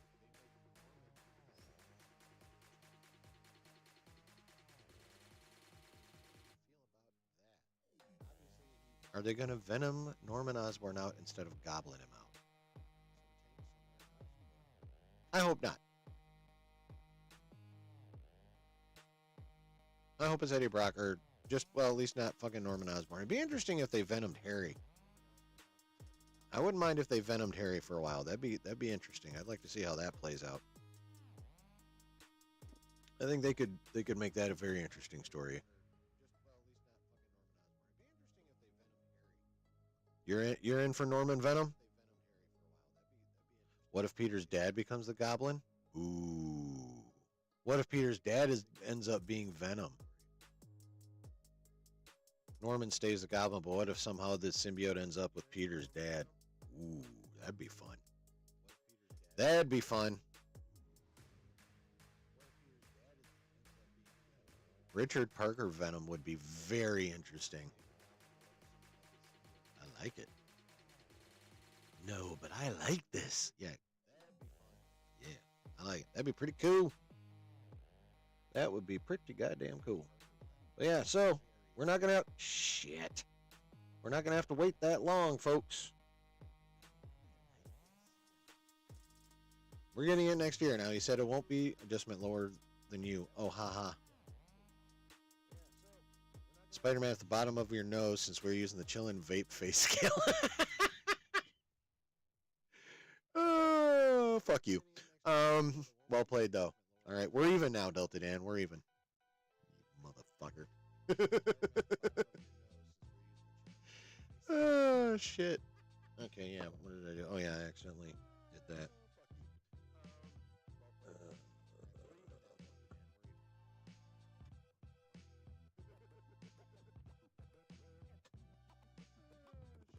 Okay, yep, there it is. That's the one that went right there. Okay. Okay. Okay, I say. Refresh. Cool. All right. Speaking of X-Men 97, you're out, Daniel. Well, thanks for hopping in, man. Appreciate you. Hope you had fun. Hope you enjoyed your time here in the basement. Have a good night, man. Hopefully see you tomorrow night. Just in case you aren't aware, we basically decided as a community that we're going to watch Party Josh Being on Theory starting at 8 o'clock here, and then we'll watch Invincible after. So, bear that in mind, and pay attention to the Discord. And have a good night, man. Always glad to see you. Always. So, and of course, as has happened in the chat, talk of your friendly neighborhood Spider-Man leads to talk of X-Men 97. We got a bit of an update on that as well. X-Men 97 fans will have to wait a while longer for Season 2. Exclusive. Not a favorite headline. Following the success of X-Men 97... Oh, Dana says, nice. Okay, yeah, so 8 o'clock tomorrow night. Following the success of X-Men 97, Marvel fans are eager to see where the revival of the beloved 90s animated series will go next.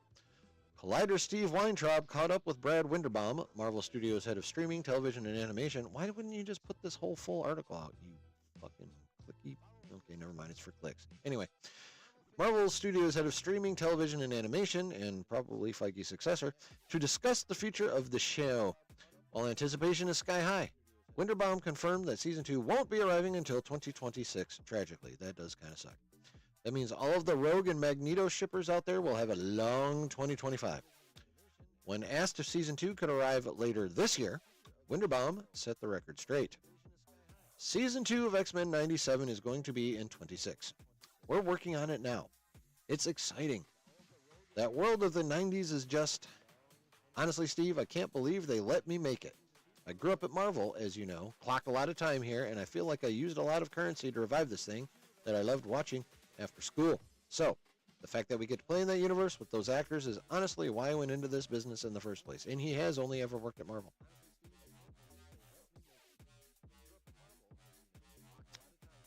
While the long wait might be disappointing for some, it's clear that Winderbaum and the Marvel animation team are taking their time to ensure Season 2 lives up to the high bar set by the first. Yeah, good luck with that, because no matter what he did behind the scenes, Beau DeMayo wrote the fuck out of that show. That is undeniable. Think what you will about him as an individual human being, but as a fucking X-Men animated show writer, he is a peak. I don't know what to expect from Season 2 at this point, honestly. But anyway. Weintraub followed up by asking how the overwhelming positive reception for X-Men 97 has impacted Marvel's approach to animation going forward. I think certainly the viewership has opened up some opportunities on the development side for us on animation, he explained. To me, it's important to try to get to an annual cadence with these shows and to have something that people can rely on. Well, that is a very good basis on how to run your shit. This has been a challenge for streaming in general, but I really want to create television shows that feel like shows. I preach, brother. So part of that is creating a seasonal cadence that people can rely on. Fuck yeah. So do we have other things we're working? So we do have other things we're working on. But X-Men 97 and Your Friendly Neighborhood Spider-Man are the top priorities in trying to get to a place where we can reliably have very strong seasons every year.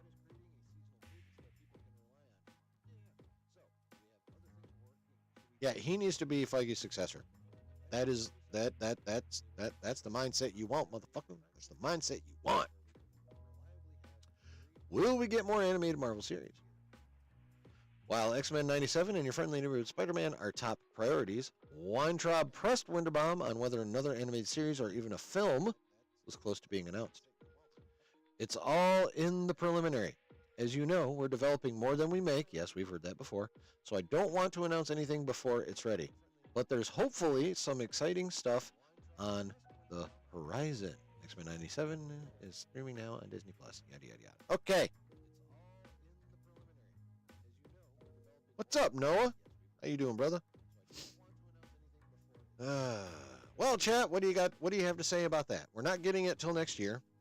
But the ultimate goal of one Brad Winderbaum, at least as in respect to X-Men 97 and Your Friendly Neighborhood Spider-Man, and then going forward shows in the future, to actually come out pretty much yearly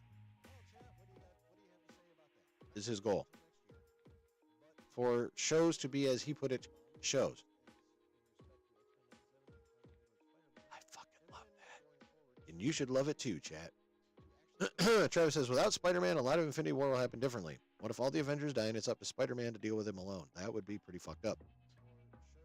Travis says, my dream shot for the final season of 97 is in the opening theme. We get the shots of the two sides running, only to reveal they're now running side by side instead of toward each other. That would be interesting. Noah says, I hope all is doing well. You're awesome, Chillin'. Well, thank you, Noah. You also are awesome. Brooke says, yeah, for future animated stuff, Marvel should aim to be better than X-Men 97 and Friendly Neighborhood Spider-Man. The quality of those shows should be the new standard Marvel should strive for. 100% agree. Oh, and it's animated shows for the future. Yes. Noah says, hopefully it'll be worth the wait. I hope that too. We're going to find out at some point next year. Brooks says, oh yeah, for X-Men 97 Season 2, I would love to see Onslaught, the merger of Professor X and Magneto. Literally, you get one of the most powerful beings ever.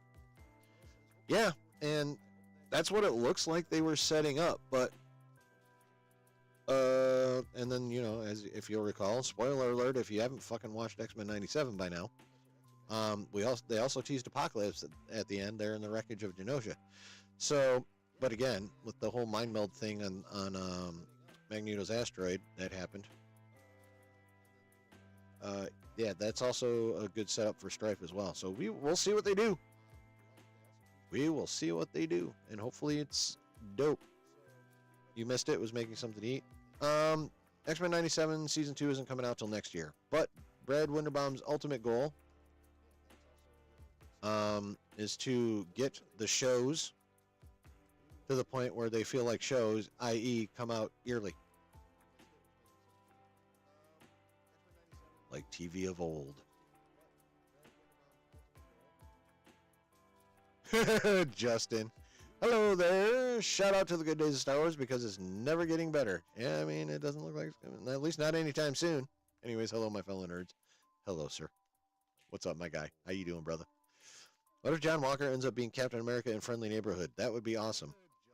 I don't... I would say interesting. I don't know about awesome, but I'll go with interesting. Executive Judge says, I'd love for the cartoons to release at 9 p.m. like they do for live action shows on Disney+.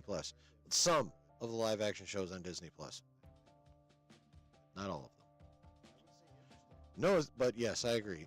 They should, they need, if they're going to do them, if Winderbaum is serious, you bring up a good point, Executive Judge. If Winderbaum is actually serious, 100% serious about making these shows like TV shows again, once more, then yeah, releasing them at a regular time is part of that. Not releasing shit at 12 Pacific, 3 a.m. Eastern. That's not conducive to feeling like an actual TV show. Releasing that in prime time fucking would be. So yes, I do hope that that is part of his plan to make the shows feel like shows again. God damn it. One more time. Noah says, Spider-Man was such a great animated show, but I don't know if it's on the writing level of X-Men 97. Hopefully Season 2 is fine without Bo. Yes, I hope that as well. Executive Judge, one personal nitpick I have. Oh, about the release time? Yeah, no, I'm 100% on board about the release time. Stop kicking our dead horse, Justin, says Delta Dan. Well, he might be the only decent person to watch that hates Star Wars that much, but I can give you some names of some people that hate Star Wars a lot more than Justin does. I wouldn't recommend watching their content because they're walking, talking, squelchy, stinky piles of shit, but they hate Star Wars more than Justin does.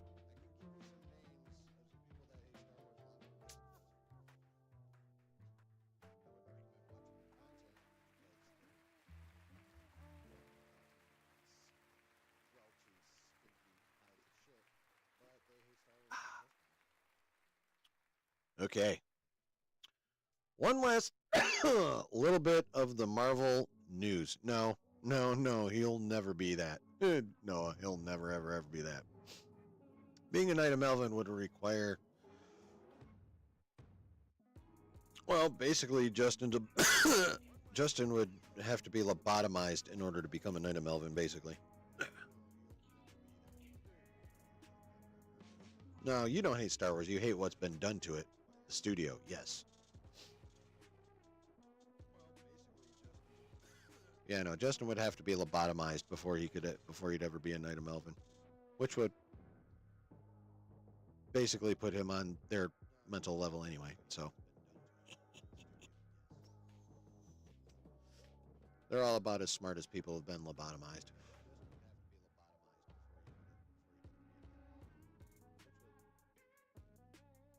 Yeah.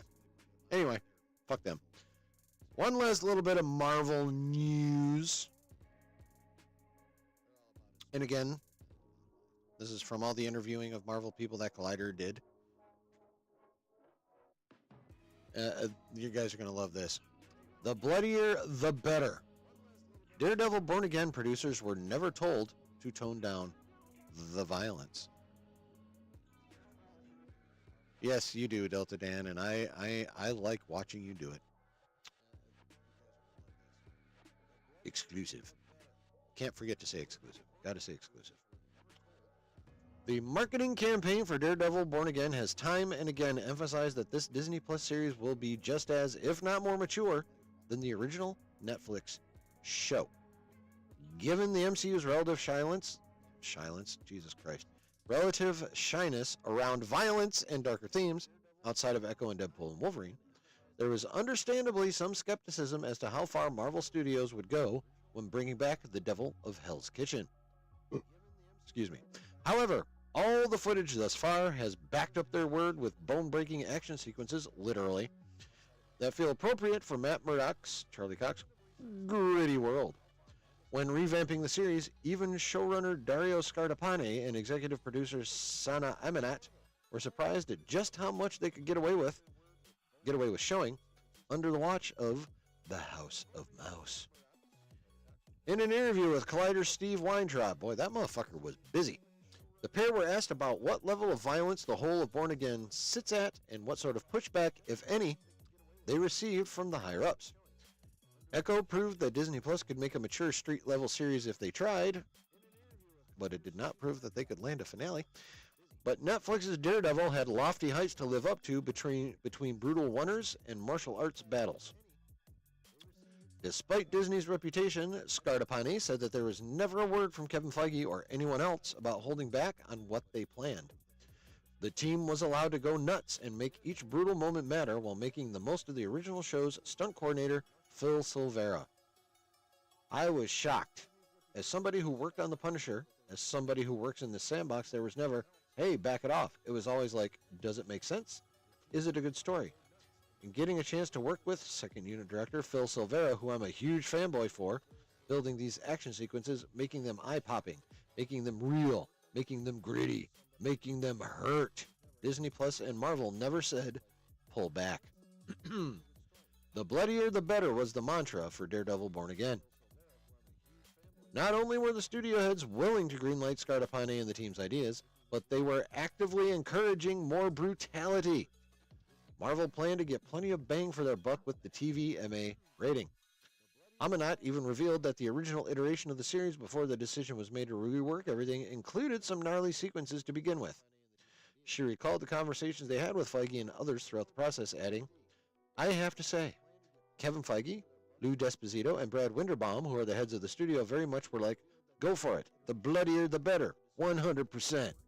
From the beginning, even in the old iteration of the show, we have a couple of sequences in there shot by Dave McCumber, our other stunt coordinator, and there are some crazy things that happen, which you will see soon, hopefully. He shot the end of episode 2, actually. That was in the old material, so it was always the intention. It was a bit of like, let's ask for forgiveness later from our big bosses. But yeah, they were very supportive. Above all else, Scartapane assures that he was the perfect choice to coordinate the violence as a former producer of The Punisher. And I'm definitely the wrong person to say, just go for it, he said. Regarding specific examples of the action and gore viewers can expect, Amanat shared 2 episodes that stood out in her mind as ones to look out for. There's some crazy stuff that he does multiple times in episodes 8 and 9 that I just love. Fans of both the Netflix show and the comics will have a lot to chew on, as the showrunner added that they drew directly from the source material while also trying to continue from where season 3 of the original left off. There are a lot of nods to the fans. There are action moments in the books that we've been able to recreate, and I won't say much more than that. Daredevil Born Again premieres its first 2 episodes on Disney Plus on March 4th. That's 6 days from now, motherfuckers! Followed by new installments weekly. Well, my fellow nerds, there you have it. Not only were they not restrained, they were encouraged. Fucking sick, yo. Like, straight up fucking sick. Between that, the pretty much unanimous early reviews we saw, I wonder when the regular review embargo lifts. Like, I wonder when we get to see, when the embargo lifts, we get to see like actual critic reviews and shit. Get a critic score on Rotten Tomatoes. I wonder when that happens.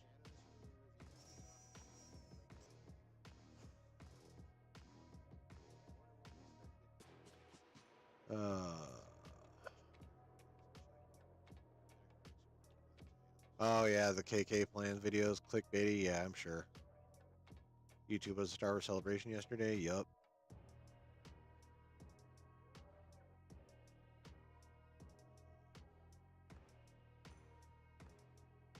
Brooke says, I'm glad. Already preparing myself for some real brutal scenes in Daredevil Born Again when we watch the first episode next week. First 2 episodes. 2 episode premiere. It goes episodes 1, 2, then episode 3, then episode 4, then episodes 5 and 6. Again, in dual episode drop for 5 and 6. So, yeah. Daredevil. Oh my god, I can't fucking wait for this show. And it's not just because of the violence. Like, the character moments they've shown in some of those clips. Like that fucking diner convo that we've seen some of between Matt and Wilson. Bro, when we get that whole scene, that shit's gonna slap. That was one of the strengths of the Netflix show. Is it wasn't, I mean, the action was fucking sick, obviously. But the character work in that show was stellar. That was such a well-written show. No, it says, great article, got me hyped for real. Hell yeah.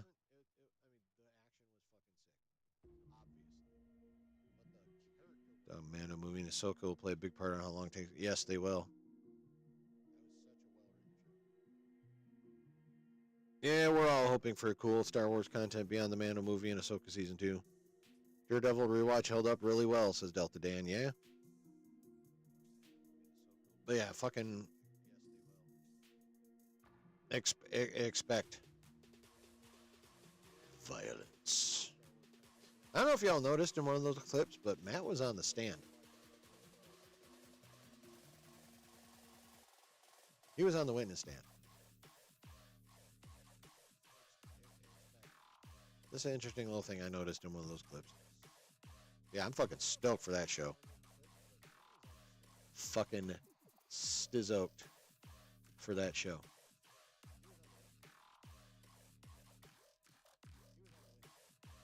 All right.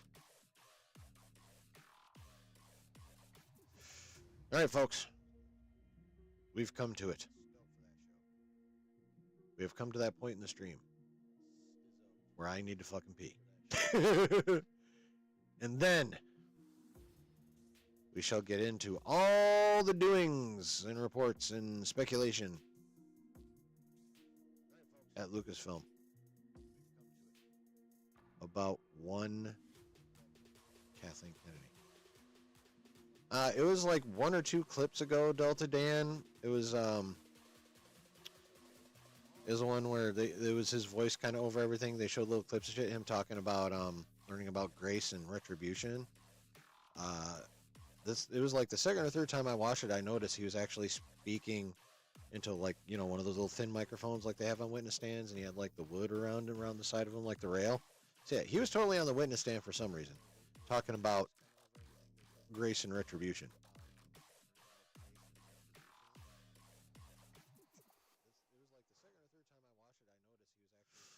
Yes, exactly, Justin. The difference between you and those idiots over there at Melvin's shitty side of the universe. That with everything I complain about, I bring actual points, and not that there is a woman, so it's woke. Bingo. Bingo, bingo, bingo. All right. So I'm going to go piddle. And then we have the Kennedy of it all to discuss. Be right back. That one. That's the one.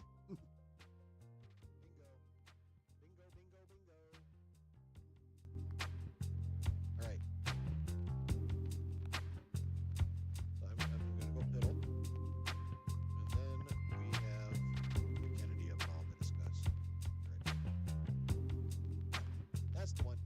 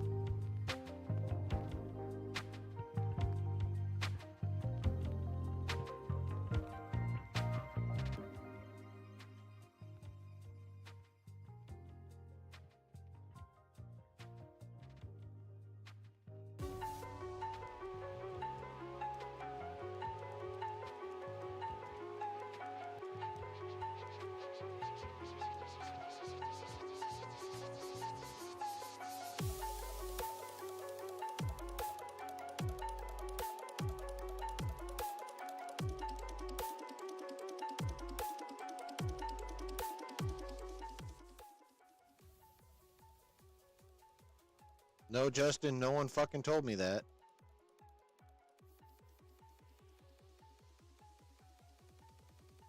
Thanks, chat.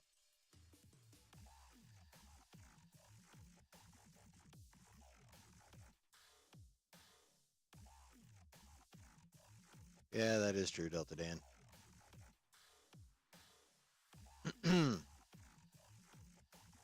Okay. Anyway, it's in the past, and it's been handled.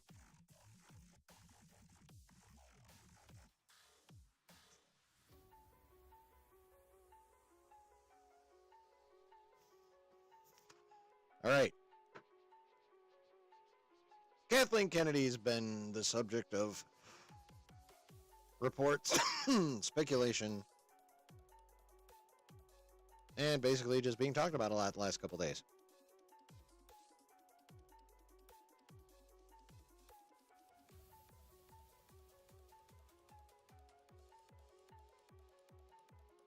C-Dub. Where'd you see C-Dub? I didn't see C-Dub.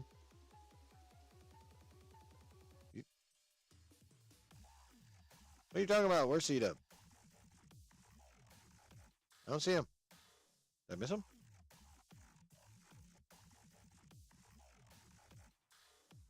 I don't see him. What did I miss? How did I miss him? I didn't see him. Anyway. Yesterday. Technically late Monday night. Matt Baloney, respected entertainment journalist, dropped a story in Puck News saying that not one, not two, but 3 separate sources confirmed to him that Kathleen Kennedy will be retiring by the end of the year. Oh, you posted on Discord that his little lady's good? Yay! Whoop, whoop!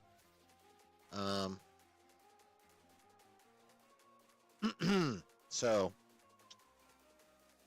obviously, most of the Star Wars community, there are the toxic positives that are probably, but most of the Star Wars community, obviously, celebrated. We celebrated even more when the Hollywood trades start talking about it. Because as we know, or should know by now, what's up, Brennan? Welcome back. As we should know by now, the trades are essentially the mouthpieces of the studios.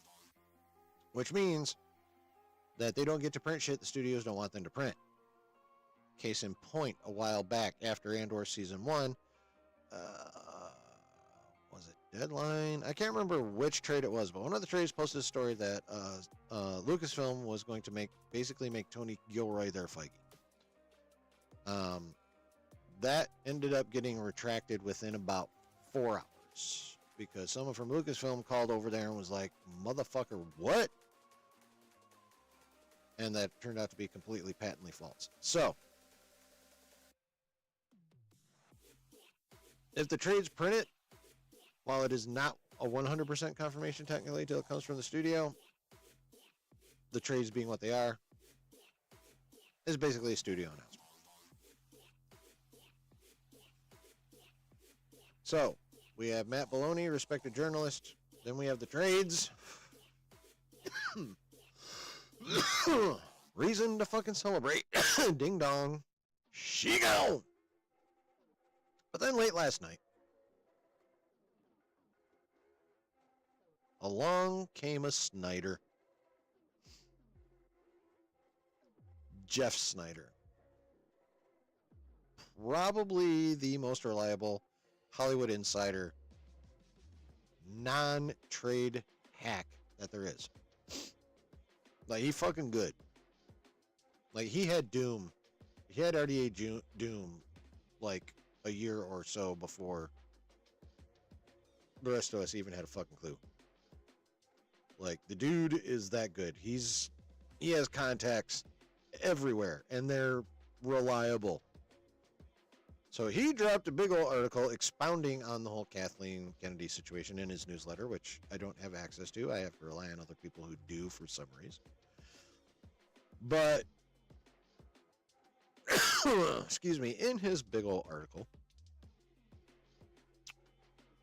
he stated that while she is retiring from being president of Lucasfilm, she is not 100% retiring. Hi, Rossi. How you doing, brother? She will be sticking around in a producer role, kind of like Amy Pascal at Sony. Sony Candor, but she's still producing a lot of Spider-Man shit because her production company is part of the Spider-Man deal. She doesn't have to work for Sony to produce. Neither does Kathleen Kennedy have to strictly work for Lucasfilm to produce films for them. She definitely doesn't have to run it. So, of course, someone pissed on our campfire with that one. Thank you, Jeff Snyder. However, so, while that does mean that she ain't gone, Gown. She is not going to be president of Lucasfilm anymore. She will be a producer, which means she will not be guiding the ship. She will not be dictating the culture. She will not be guiding the overall story, if they're even bothering to do something like that. She will just be producing movies, which means she will be answerable to people, which means that Dave, as CCO, could walk onto the set of a movie that she's producing and be like, if he actually would, which is highly questionable, but he could, once she is no longer president and just a producer, he could walk onto any set of a movie that she's producing and be like, no, bitch. That could happen. Or whoever's in charge after she leaves the presidency. That person will have the power to walk onto a set and be like, yeah, you ain't the president anymore and you're not doing this shit. She will be answerable to people finally. I mean, technically she's answerable to Iger, but he didn't bother to make her answer for shit. So that's a whole other thing. That's a whole other ball of wax. So she is retiring from being president. She is not retiring from producing films. It's a bit of a mixed bag. There is positives. She will not be president anymore.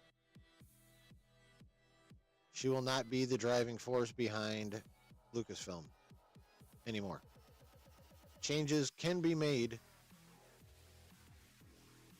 Whether they will be made is another story, depending on who they bring in, but changes can be made. The key to this whole thing is, and the reason why even her, whether or not she sticks around to produce films, it is a very important step for her not to be president anymore. Because that opens up possibilities that were not there. Yes, baby steps. That opens up possibilities that did not exist before. Possibilities that while whoever's in charge may still allow all those Rey movies to be made, they could exercise some form of, restraint and or sense on those that maybe would not have been exercised before. Whoever comes next is very possible that they could be actively invested in changing the culture in general in Lucasfilm. Changing their emphasis from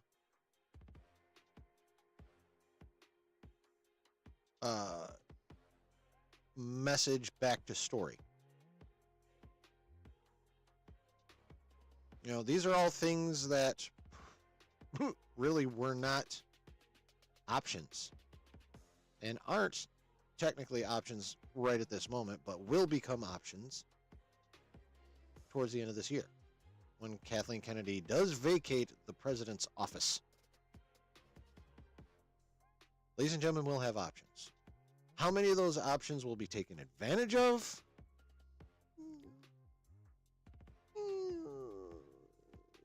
I don't know. Like, am I super thrilled that she's staying around to produce things? No, I am not.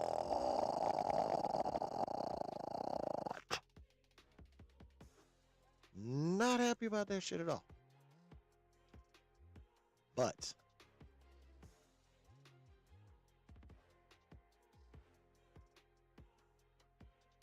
chances exist now that did not exist before. Or chances will exist that do not currently exist. To a point, you're right, Justin. Yes, to a point, you're right. So the question then becomes, since she is leaving the presidency, who taking over this motherfucker? Well, it just so happens The Hollywood Reporter did an article on this by one of their top writers, Boris Kitt, and his buddy James Hibbard.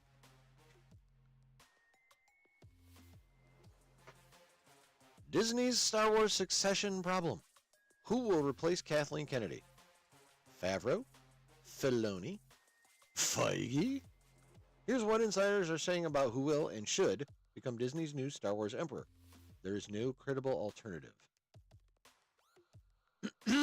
When Dave Filoni's acclaimed Star Wars The Clone Wars animated series launched back in 2008, good God, that long already? Motherfucking...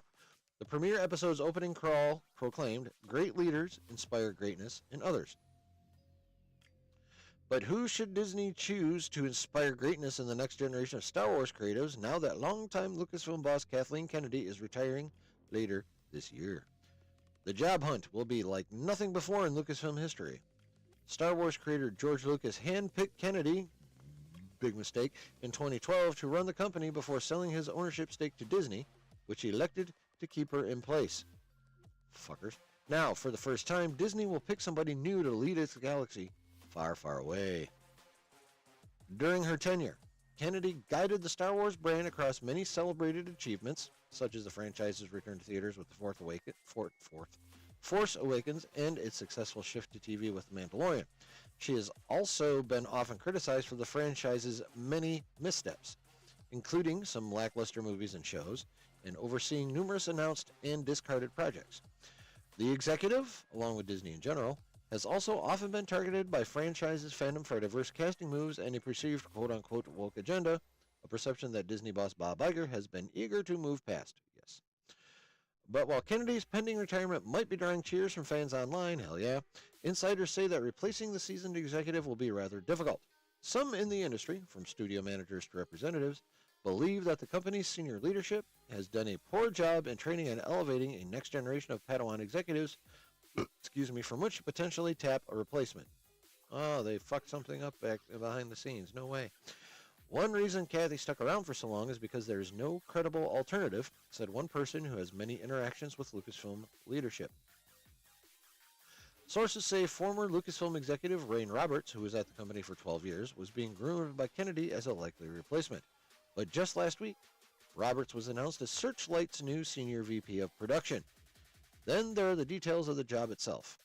Kennedy was a movie producer who ended up not only overseeing new Star Wars films, but an Indiana Jones movie and a wide range of live-action and animated series. It's a role that is less creative in nature and more blandly managerial than outsiders realize. Well, then why is her creative stamp all over fucking everything? Was she not doing her job correctly? What people don't understand is that it's not a creative job, says one producer with ties to Star Wars. That's about 10%. The rest of it is dealing with Disney, licensing, and fans. Well, looks like from the look those things around there, she spent way more than 10% of her job doing that shit. Anyway, that said, there are some potential candidates to replace Kennedy whose names have been floated in the past, or who have been mentioned by industry observers as having some of the chops needed for one of the hottest and hardest and most scrutinized jobs in Hollywood. Candidate number 1, Jon Favreau. Favreau is responsible for launching the Marvel Cinematic Universe with 2008's Iron Man, successfully launching Star Wars into TV hyperdrive with 2019's The Mandalorian, and is directing the first new Star Wars films in 2019 with his upcoming The Mandalorian and Grogu. With Mando, Favreau demonstrated an understanding of the universe while also seeming to intuitively know what casual fans want. He's also served as an executive producer on several other Star Wars shows, but as noted, Kennedy's job is less about being creative than being a manager. He won't want to be an executive, predicts one observer. Dave, I don't see him doing that either. Josh talked about that earlier, something about they don't want to pay what he would want. And personally, I don't blame him. Overcharged like fuck. Dave Filoni, mentored by Lucas himself, Filoni's beloved by the franchise's fandom. Well, less so than ever before, just like the rest of Star Wars, who see the passionate writer-director as one of their own, who gradually managed to become a major player in the Star Wars Dream Factory. Filoni has come a long way since launching The Clone Wars, working closely with Favreau on The Mandalorian, shepherding other animated shows, and showrunning his first live-action scripted series with 2023's Ahsoka. But Ahsoka had a mixed reception, true, and Filoni is seen by some in the industry as being too far from a manager or corporate boss type, which isn't an insult. No, he's more of a corporate kiss-ass, unfortunately. He's a great resource of knowledge, but he's ultimately a TV guy, says one source. He'll be killed by all sides. And yet, one source tells THR that Filoni is already Disney's choice to succeed Kennedy and predicts his ascendancy will be announced at Star Wars Celebration in April. This has not been confirmed by others, however. Yeah, I don't see that happening. I don't know about that source, THR. Favreau or Filoni plus. To quote Jedi Master Yoda, when there is no perfect choice, true choices make. Okay, Yoda never actually said this, but it's still solid advice. One possibility for replacing Kennedy is to pair Favreau or Filoni with a highly experienced studio managerial type who doesn't necessarily know Coruscant from Corellia, such as 20th Century Studios head Steve Asbell or Lucasfilm president and GM Lin-Wen Brennan. This would be like how Guardians of the Galaxy director James Gunn was teamed with former lit manager and producer Peter Safran to run DC Studios. One person makes the creative decisions and another handles the less glamorous corporate matters. Disney could also opt to pair Favreau and Filoni together and offload some of the position's more mundane duties to their executives.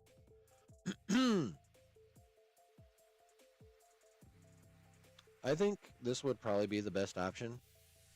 Favreau plus or Filoni plus. It would probably be Filoni plus.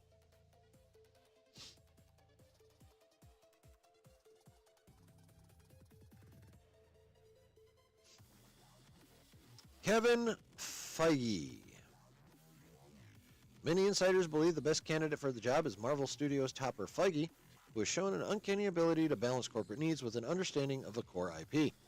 He's a major Star Wars fan, too. He was even slated to produce a Star Wars movie until his project, like so many others under Kennedy's tenure, was scrapped. Yeah, no shit, bitch. But in some ways, Feige's moment of opportunity has passed. The ideal time for Feige to seize the Star Wars Empire's throne was after the mic drop that was two back-to-back blockbuster Avengers movies, 2018's Infinity War and 2019's Endgame, back when Marvel was at zenith. Since, Marvel has suffered, unfortunately, partly because Feige has been stretched thin by the overly ambitious content demands of Disney+. That is part of it, yes. Those reverberations are still being felt, as seen with the mixed reception of Captain America Brave New World. Yep. Feige is focused on recalibrating Marvel, which means relaunching Fantastic Four this summer and focusing on the new Avengers movies, which will shoot this year. He's the only one that makes sense, but he needs to focus on Marvel, says one Disney insider. That is true. Plus, he needs to get the fucking mutants going as well. J.J. Abrams, hell to the motherfucking no. I don't even care. Fuck that guy. Emma Watts. Watts is a respected executive who was the longtime president of production at 20th Century Fox, who, among other projects, notched franchise experience by steering the wildly ranging quality X-Men movies, including launching Deadpool. James Cameron's Avatar was also made under her tenure. She had a brief stint as president of Paramount's Motion Picture Group, but has been sitting on the sidelines since studio leadership change in 2021. She's been waiting for a comeback. Speaking of Bad Robot, nope, don't care. Okay, that's it for that one. All right. So,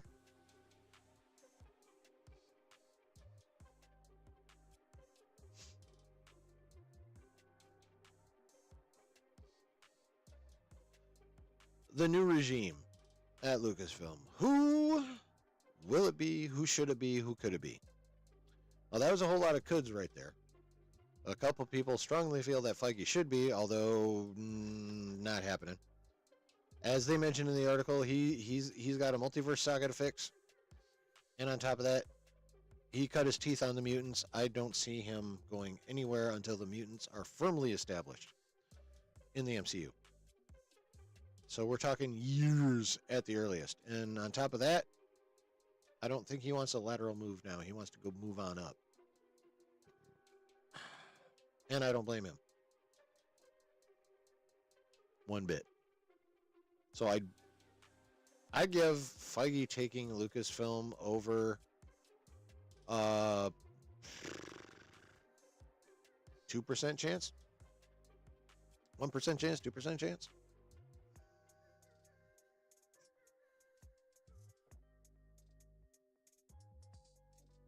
It ain't gonna be Feige. I've heard, I think, decent things about that Emma Watson lady over at Fox, but again, mixed bag. They said she was a producer on the Fox X-Men films, and only like half of them were really good, and the other half were mid to I don't know what the fuck. So, I mean, she could be good. You never know. I am a fan of Filoni or Favreau plus, or better yet, Filoni plus Favreau plus somebody else. Now, again, I'm going to reference Josh's stream from today. He brought up a name, and it was this lady, whose name you can't see because my fucking face is in the way. This is Carrie Beck. This is the name that Josh brought up. I can't remember if someone else brought it up as well. Maybe Snyder brought it up. And her current title is Executive Vice President, Live Action Development and Production. That is a creative role. Filoni's already a creative. Favreau's already a creative. I kind of don't think they need a third creative type person running that motherfucking company. Now, the Hollywood Reporter brought up another name. And that is Kathy's fucking sister? Like, what the hell? Anyway, this is Lin-Wen Brennan. She is the president and general manager, Lucasfilm Business.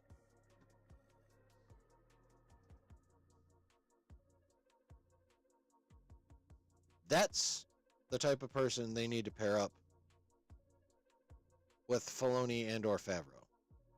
Filoni and or Favreau have the creative on lock. We're good on the creative side. We're Gucci on the creative side. They need a partner that knows the business side. Someone like the current president and general manager of Lucasfilm, a business. So if they're going to hire from within, it should not be a creative executive. It should be a business executive.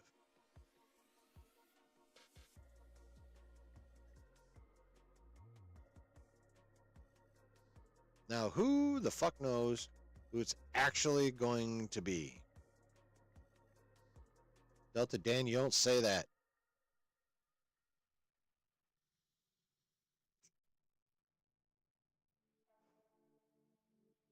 You don't say that. So, if they decide to keep all the promotions in-house, that's how I would do it. I would pair Filoni / Favreau up with a business manager and go, okay, business manager person, here's what you handle. You deal with the money counters, you deal with the PR department, you deal with all that shit.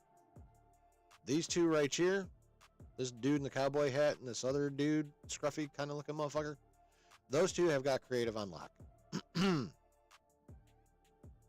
All you really need to do with them is keep the budgets under a reasonable control. Other than that, let them cook. That would be my instructions to the new regime.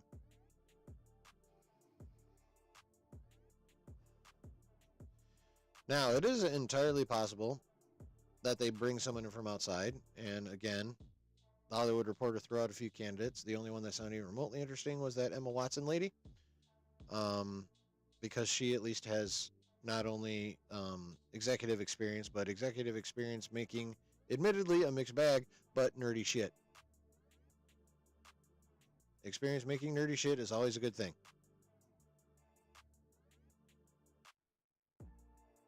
If you're going to jump into another nerdy IP. So, but again, mixed bag with her. Wouldn't be angry, wouldn't be thrilled if she was the choice. But honestly, what it really boils down to is we got no fucking clue.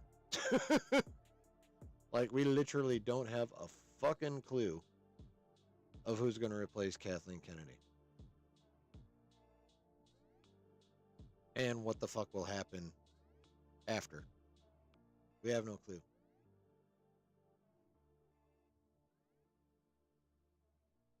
But what we do know is that there is at least a chance for change. I will now go back into the chat. Please feel free to share more thoughts on what we've discussed. But I'm scrolling up and I'm catching up. Here we go. Delta Dan says, my biggest thing, if they want to make a Rey movie, whatever.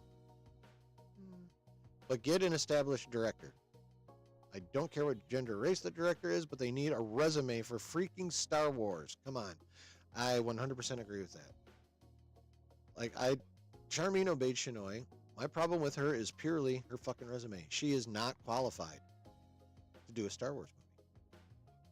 She's only ever done documentaries. She hasn't even done a small feature film. You don't hire someone with zero feature film experience to do what's supposed to be a tentpole movie in your monstrous fucking IP. You just don't. She is not qualified for that fucking job. And she may be gone. Like, we haven't heard a peep from her in a long ass time. Now, after she was first announced as the director, she was out there every fucking which way flapping her yapper. I haven't seen or heard shit from her lately. And I'm hoping there's a reason for that. She might have not much to say. Or maybe she gone. We can hope. Brooke says, KK is not the only problem. There needs to be a huge culture change at Lucasfilm. Hire young, fresh talent, but maybe retain Dave Filoni and Jon Favreau. Yeah, I wouldn't argue with that. Griff, what's happening, man? What is going on, my guy? Kevin Davis, how you doing, man? Thanks for coming in. Says, people going to show up and support Star Wars The Mandalorian? Maybe. I don't think too many, but that's just me. Kevin says, Marvel Studios put out less content, fans still going to complain. Well, yeah, that is true. Fans are always going to complain. Justin says, producer in my mind means she now gets to do the same things she was doing before, but now gets less of the blame. Seems like a very ideal situation for her. Oh no, as long as her name is associated, she won't catch shit. For as long as her name is associated. Because, like you said, she'll be doing what she was doing before, but now someone else will be allowing it. So, the blame will get shared. It won't all be on her like it is now, but she'll still catch her share of it because her name's going to be on that, and it's not like her name is unknown. Kevin says, Kathleen Kennedy did an okay job as president of Lucasfilm. Box office success, Force Awakens, Rogue One, Last Jedi, Rise of Skywalker. TV show success, The Mandalorian, Obi-Wan Kenobi, and Andor. Okay, so did the sequel trilogy make bank? Yes. Unfortunately, the last two movies were super divisive. By the Rise of Skywalker only made half of what The Force Awakens. So as they came out, they made less and less. And the only truly successful show was The Mandalorian. Obi did a decent amount of numbers, but the viewership diminished as the show went on. There's The Acolyte. There's Skeleton Crew. Book of Boba Fett. Andor, while a very well-made TV show, still has the third lowest viewership of all the Disney live-action shows.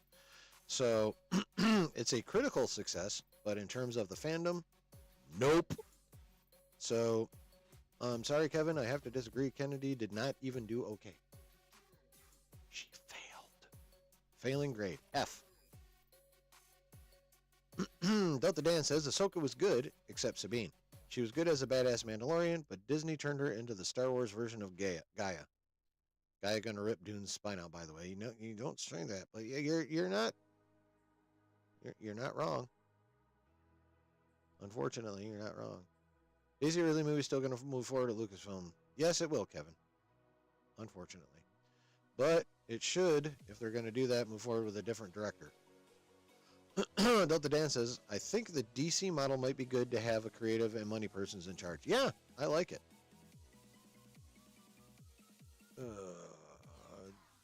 Brooke says, yeah, even if KK leaves, does look like we're still getting the Ray film and the Ray trilogy or something like that. Yeah, it depends. I don't see a way that we're not getting more Ray, as stupid as that fucking decision would be. We're getting some Ray. Hopefully, whoever comes in realizes that we don't need fucking 6 or 7 Ray movies. Hopefully, they're at least that intelligent. But yeah, unless whoever they hire comes in there and just goes gangbusters and literally cleans house, we're getting more Ray.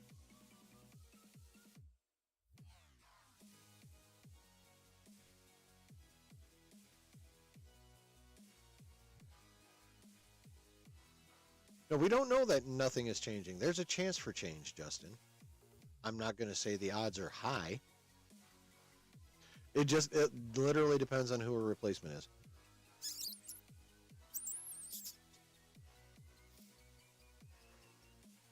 Brooke says, Skeleton Crew is decent, but very low viewer numbers. The lowest viewer numbers. Yeah.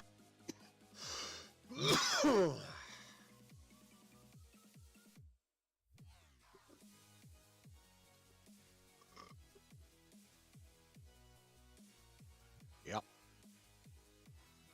Ray with metal bikini incoming. Fingers crossed. I mean, there are worse ideas. This franchise is having identity issues. Yeah, it's been having those for about 13 years now.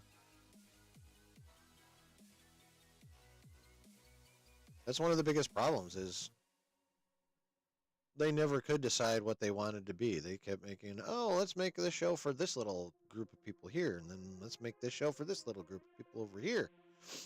I mean, it's trying to find something, or trying to make stuff that appeals to even the corners of the fan base that may feel neglected is cool. Like, there's literally nothing wrong with that. The problem is is when you do nothing but that, which is what Kathleen did. She attempted to expand the reach of the brand without making sure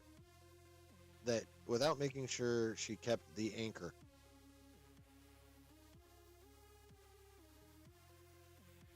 That's the problem. The problem isn't trying to reach new sections of the audience out there. There's nothing wrong with that at all. I mean, that is the goal of a brand, is to expand, to reach new people, to get new people invested in it. That's the entire goal of any brand, of anything, no matter what it is. That's the goal, to expand your reach. So, of course, Lucasfilm under Disney was going to try and expand their reach. The problem is they did it at the expense of the people that got them there.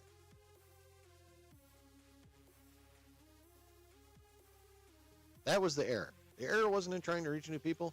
The error was in doing so to the exclusion of the core audience.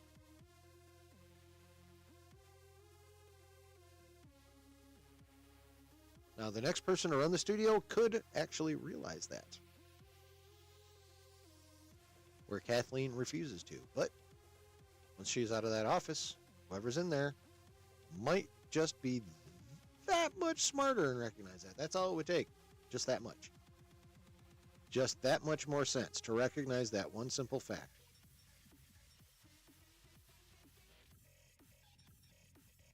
Instant improvement.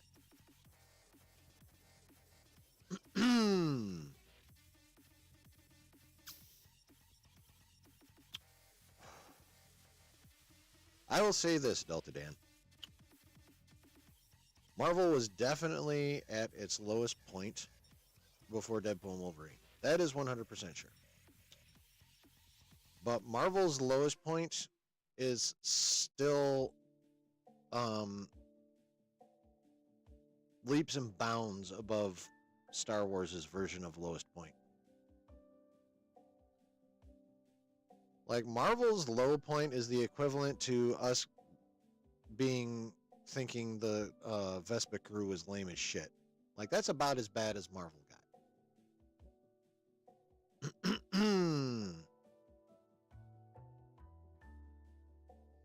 Now people expect mid-ass heist crews from Star Wars instead of Jedi, Sith, and the Force. Yeah, that's an issue. It's an issue. It's a fixable issue, but it's definitely an issue.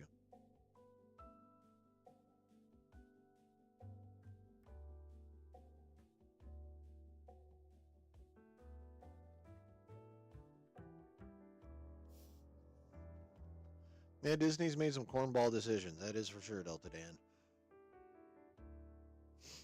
The biggest one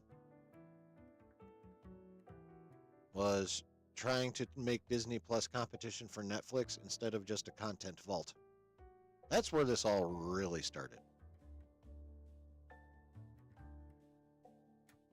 Mid-ass heist cruise. Oh, okay, I got you. But that was that. That's when all of it started for all of Disney. That right there, that moment when they said, "Hey, we have this streaming service. Let's put a shit ton of shows on it and try and be Netflix." Instead of just going, "Hey, we have this lovely repository for our decades of beloved content for people to pay us and enjoy it."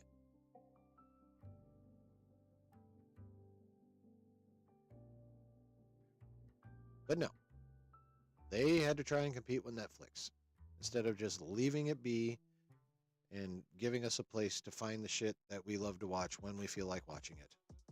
From Steamboat Willie all the way up to fucking The Mandalorian. You know, a couple shows here and there from your big IP, fine. But Iger and Chapek wanted it slammed with shows. And now, here we are. February 26, 2025. Talking about low points in our favorite IP. All really going back to that decision right there.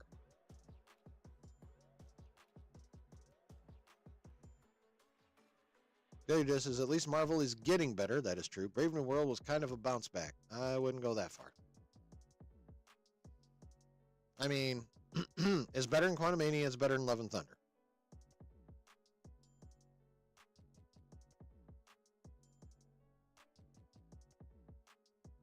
Better than Iron Man 3. It's bottom third, though. Period. End of story.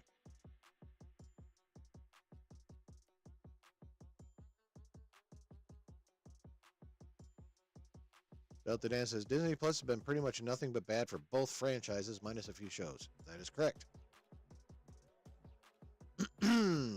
Delta Dan says, Star Wars just needs to make a movie. Obi-Wan could have been a trilogy. Yeah. He had 20-something years, then they could have had exclusive stream movie for streams. Yep. Yeah, nor do I, Delta Dan. That was not a bounce back. And if you want to be pedantic, it's a bounce back from Quantumania and the Marvels, and that's about it. And even that is only in, well, at least in the Marvels in box office. Actually, you know what? What is the box office for Captain America Brave New World currently? Well, we're talking about it.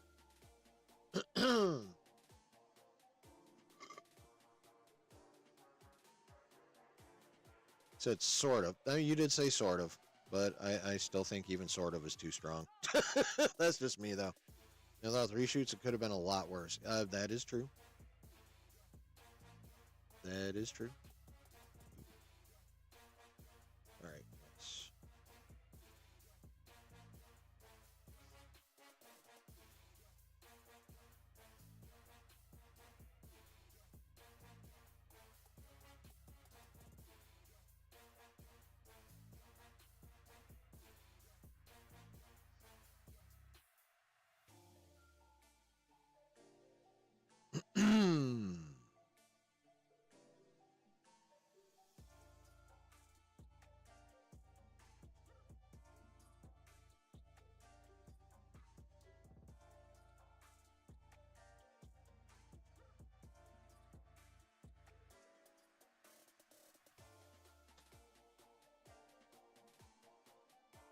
Okay.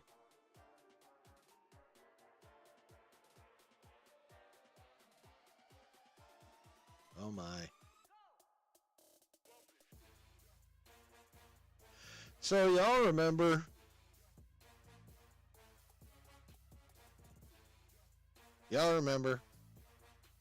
how after the definitely decent opening weekend Captain America Brave New World had,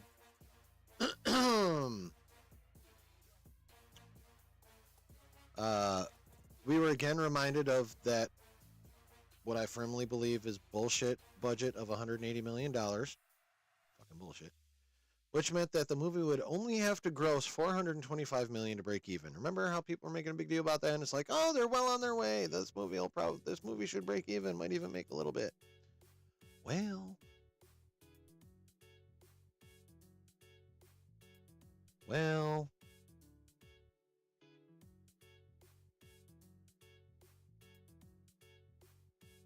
Well, I wouldn't be too sure about that even hitting 400 million. Would you like to know what the current global box office is for Captain America Brave New World? Yeah, that's probably closer to what it is, Delta Dan. It's 180 million on reshoots. Would you guys like to know what the current box office is globally? Global box office, global gross for Captain America Brave New World. Would you like to know why I think that it's probably not even going to hit the 425 that it would need to break even with that bullshit budget number? You ready, chat?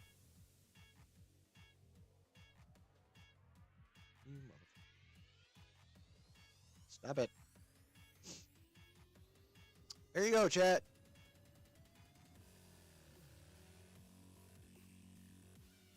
I'll let you ponder that for a second. I'll be right back.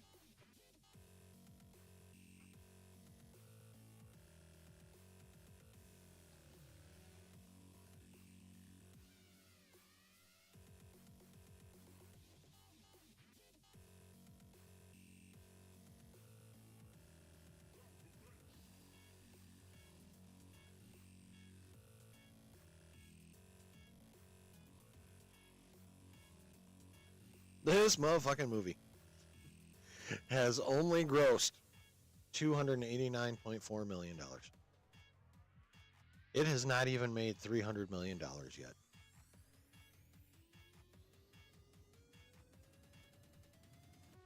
This bitch ain't even hitting 425. This bitch ain't even going to break even on that bullshit budget number.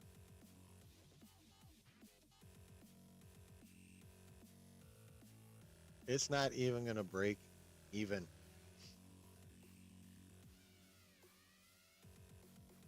Based on that 180 million budget number. It's not even going to achieve the break-even point based on that. Holy shit. Holy shit. Except it didn't exceed the budget. That 180 million figure is complete garbage. Which we will find out probably later this summer when the quarterly financials have to come out. Which is how we found out how much the Marvels actually cost. It was months later.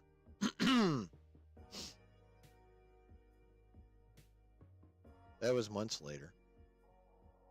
Because, you know, the way financials work. But eventually it all ends up publicly disclosed because Disney is a publicly owned company. So the true numbers will come out. They're just hoping we don't remember. But I will. I will remember. And I will shitpost about it. Guaranteed. I may even make a goddamn video. You never know. If I'm feeling really petty, I'm going to make a petty-ass video about that shit. How is that not a bomb? I don't see it. It is. It's not like a Marvel's bomb. It's already made more than that. But yeah, that's a fail. That's a goose egg. That's a grenade. That's explosive. 289 million.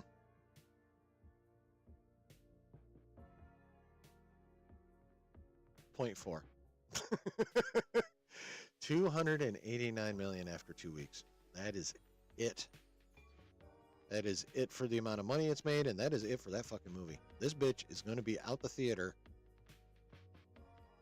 after the fourth week. Get 2 more weeks of that movie in the theater, I guarantee they're pulling that bitch. Hell, they may even pull it after next week, this upcoming weekend. Probably not, though. Probably the following. But my God. That is so bad. It does not help Thunderbolts at all.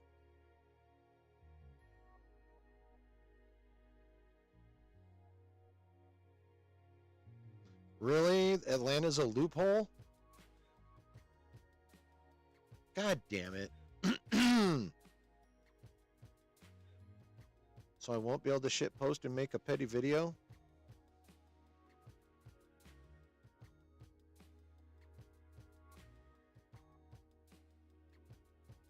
Loves has to close within a year. Alright. Well, maybe we won't find out till early next year, but I'll still fucking remember. And I'll still shit post, and I still might make a petty video. Yeah.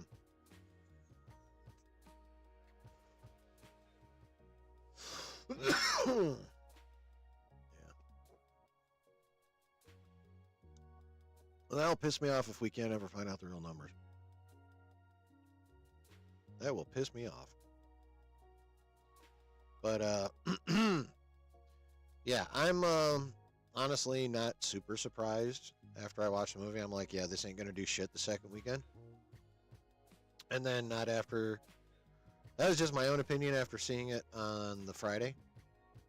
And then my opinion was borne out by all the chatter about it as a result. So I'm like, yeah, this is going to have a shitty second weekend. And it did.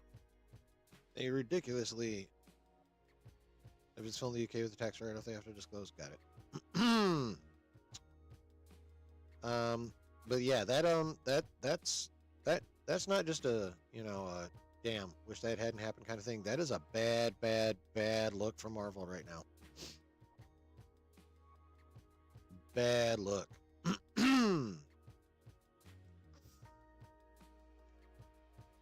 Luckily, the movie immediately preceding it, at least in terms of release order, not necessarily in terms of time, is Deadpool and Wolverine, which made $1.3 billion.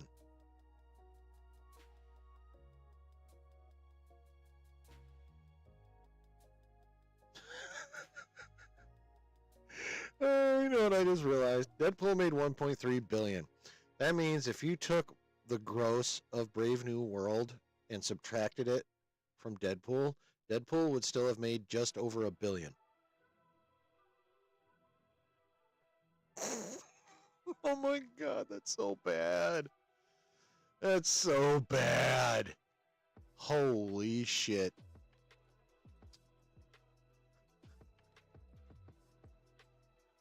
Oh, that is so bad. What the fuck are you getting yelled about? Shut up. Fucking cats. But yeah. But yeah, this is...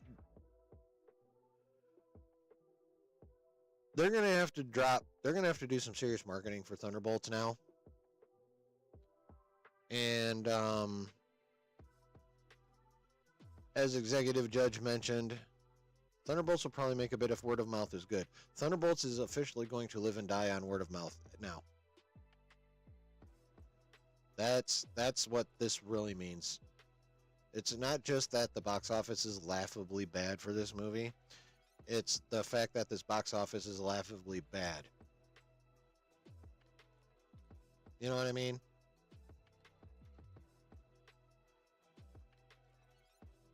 Like this movie really needed to crack 400 million in order to not be a financial bomb, but to not be like a massive bomb in terms of the zeitgeist. Now it's going to be. And Marvel's going to have to figure out a way to get people hyped for Thunderbolts And that bitch is going to have to be really good to generate the word of mouth sufficient to overcome this motherfucking bomb of a movie. That's the real issue. The real issue are the consequences going forward. Excuse me one moment.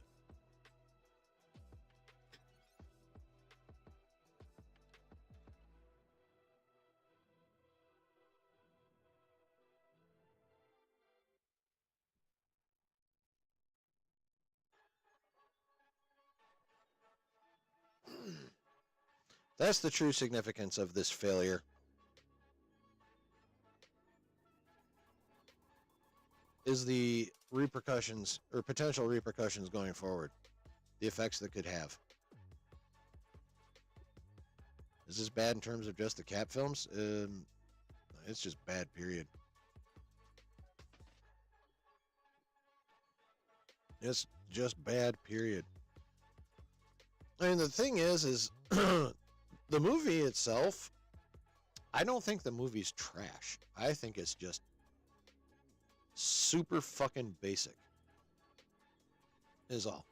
Like, super basic. I mean, like, some of the action was good, but a lot of the character writing was not. And it was just like, it was just a basic middle of the road movie. Like, it was literally Wish Winter Soldier or Temu Winter Soldier.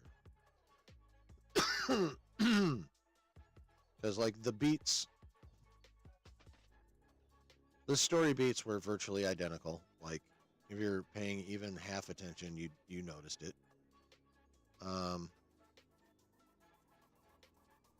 They don't help Sam out at all.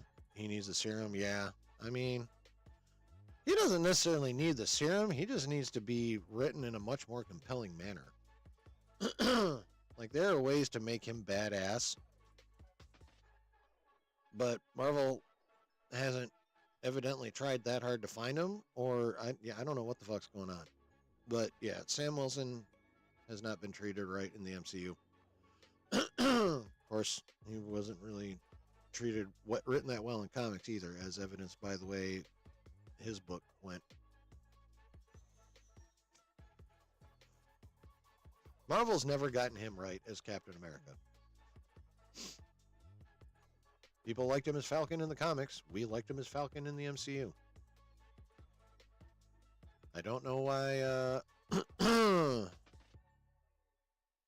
I don't know why Feige felt the need to try and, I don't know, maybe he thought he could fix what went wrong with the comics. Well, nope. Or at least, maybe it could have been done, but it sure as fuck wasn't. Which is a shame.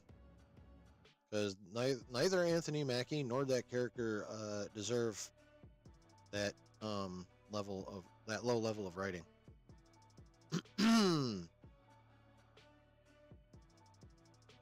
Would have been a dub for some. Like, for example, Ruth's little ass would kill Sam. Well, maybe. Can we talk spoilers for Brave New World? I got some. Yeah, go ahead, man. Like, it's been out for 2 weeks.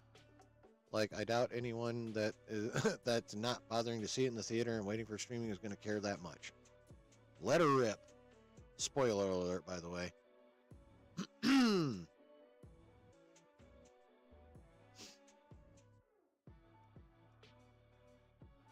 The aerial combat scenes with him using the shield are immaculate.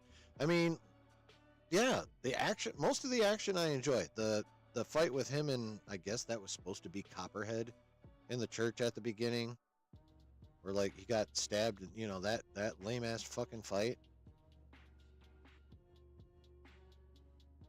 But yeah, the aerial combat scenes were pretty fucking good. I agree with that. The shit around Tiamat Island, the sea battle, that was pretty cool. Yeah, I agree with that. The Tiamat aerial fight was the best fight in the movie. Yes, 100% agree with that one. Nowhere near badass enough to save the fucking movie, though. But an acknowledged high point. Sam spent the entire movie getting his ribs broken. I mean, kinda, yeah.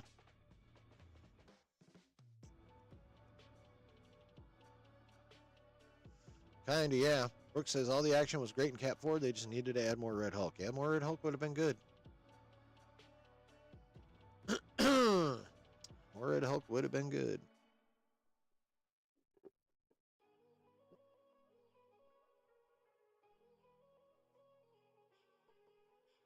Executive Judge says, I liked how Sam was being smart with the vibranium wing shockwaves until it was the right opportune time against Red Hulk. I mean, yeah, that's good strategery.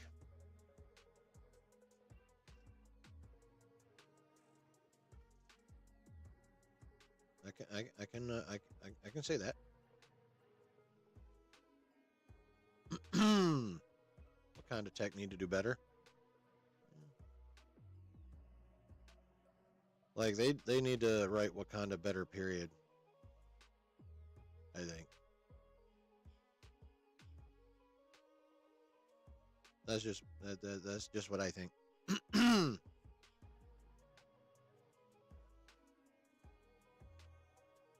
We'll see about this little 4-episode Eyes of Wakanda animated show later this year. That could be cool. There's a chance that could be dope. I'm interested. I wouldn't say I'm excited, but I'm definitely intrigued. It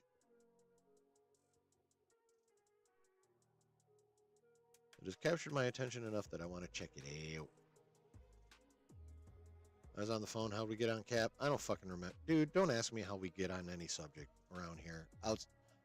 If we're let me put it this way. If we're talking about something not on what I plan to talk about, then don't ask me how we got on it. Because I'll never fucking know. If I didn't plan it, I don't know how I got there. Justin says, yeah, I can't wait to hear the speech he has written for Doom to talk him down.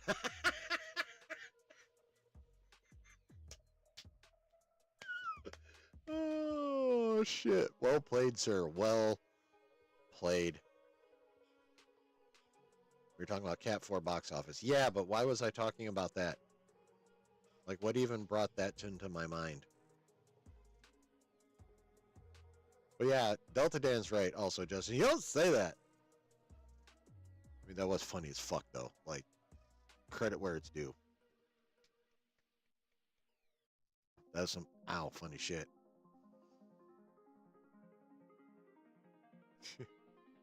Do better, Dr. Doom.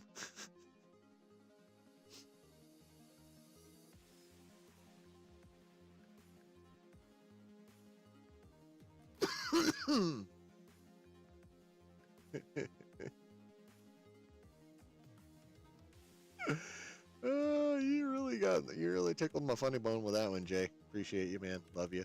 That was great. Can't hear a speech he has written for Doom to talk him down. That's some good shit right there. That's some good shit right there, bro.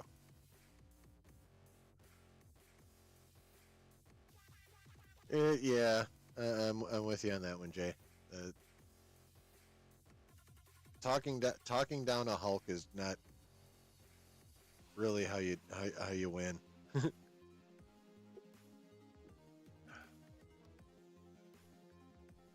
I mean, it was legitimately the only way Sam Wilson could have won that. Like, I can say it that way. Like, that's him talking him down is still more believable than him physically beating the shit out of him. I will acknowledge that fact.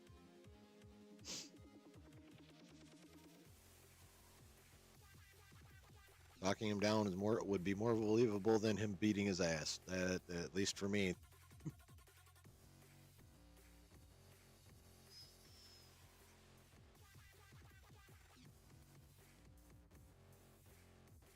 It worked with Natasha. Yeah, well, Natasha has certain advantages over Sam Wilson.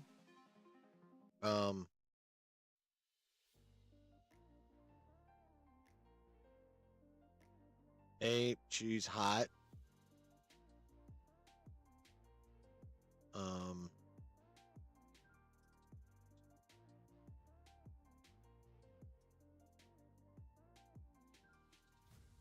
Well, yeah, she's hot. Big advantage.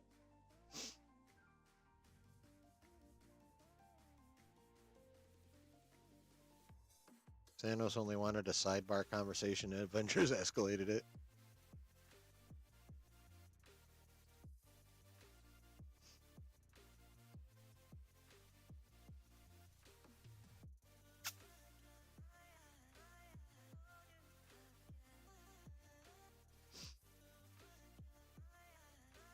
They were also romantically kind of involved. Yeah, that is true, too. There was some serious flirtation going on at the beginning of Age of Ultron. At the party after the thing. Or after they got that last Hydra base. With Baron von Stricker. Never surrender! So I'm going to surrender. Yeah, there's definitely some crushing going on for sure.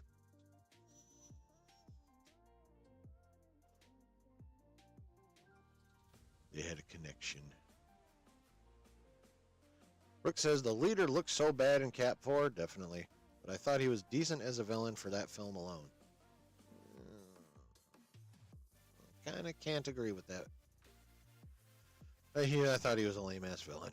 Like, he was so underwritten, it was ridiculous.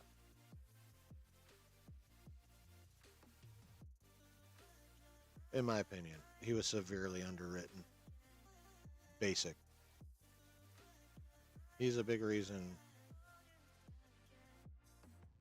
why I consider that movie basic, because that was just a basic as fuck villain. Wonder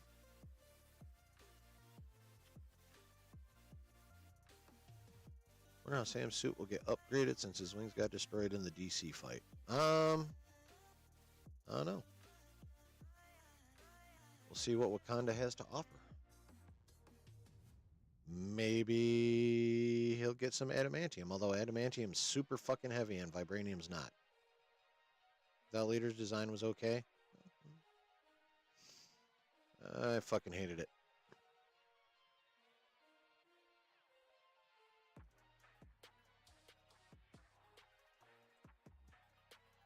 I fucking hated it.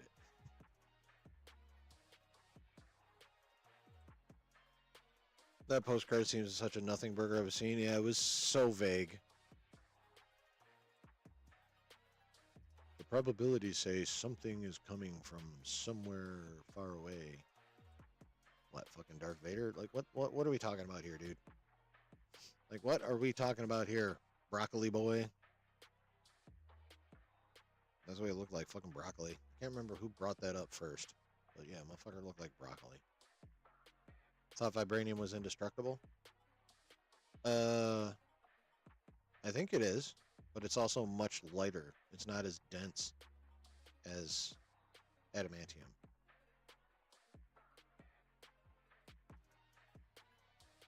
I don't know, Hulk's can do some shit. You never know. Besides, these are comic book movies, and if there's one thing comics are famous for, that is the power scale being adjusted to fit the story. Vibranium could very well be indestructible in one writer's run. It was you that brought up broccoli? Haha. Herpes boy? Yeah, him.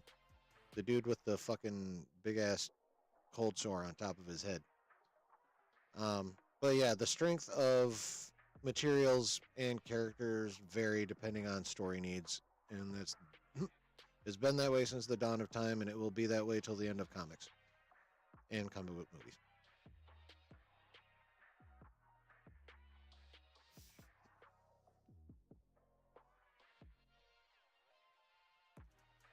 Yep.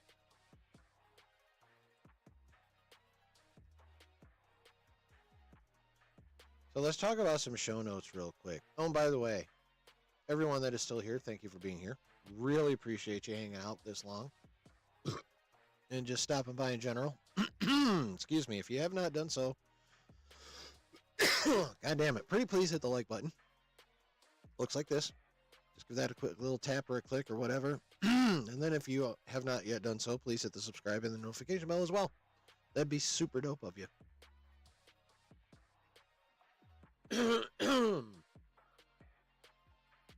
Yeah, show notes.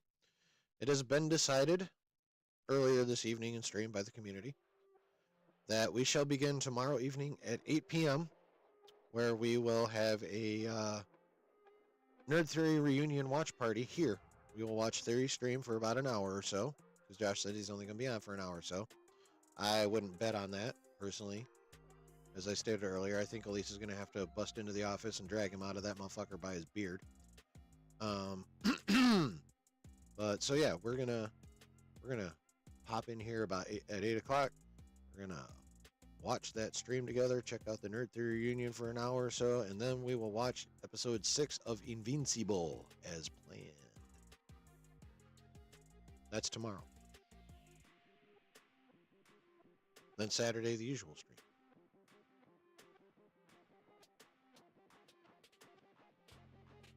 At 9 p.m. Eastern. But then, folks,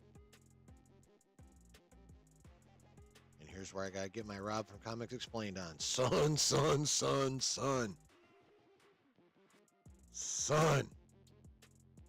This coming Tuesday is March the 4th. And at 9 p.m. on Tuesday, March the 4th, is the premiere of Daredevil Born Again. Episodes 1 and 2. I know Josh is having a watch party. Good for him. I'm still going to be right fucking here in the basement watching that goddamn show with whoever shows up. So probably 8:45 Tuesday night. Daredevil Born Again watch party. And then the and then Invincible will still be going on. So then again, Wednesday, Thursday. So next 2 weeks, it'll be Tuesday watch party, Wednesday stream, Thursday watch party, Saturday stream for the next 2 weeks. And then after that, Invincible's over. So it'll be just Tuesday, Wednesday, Saturday. That is the future.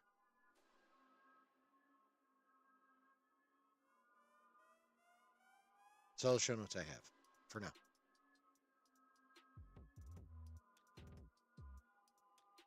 So I'm going to get out of here then. I'm coughing too damn much. Constantly having to clear my throat. Running out of beverage. Kind of need to pee again.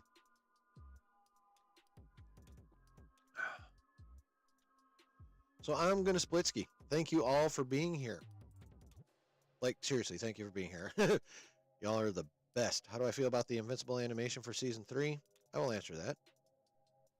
I feel like it's obvious they saved the top-notch animation for the action scenes, and the rest is just kind of there. Like, I don't hate it. Like, I'm not all mad about it like Papa Josh be, but I can definitely tell the difference. But the season itself is fucking dope.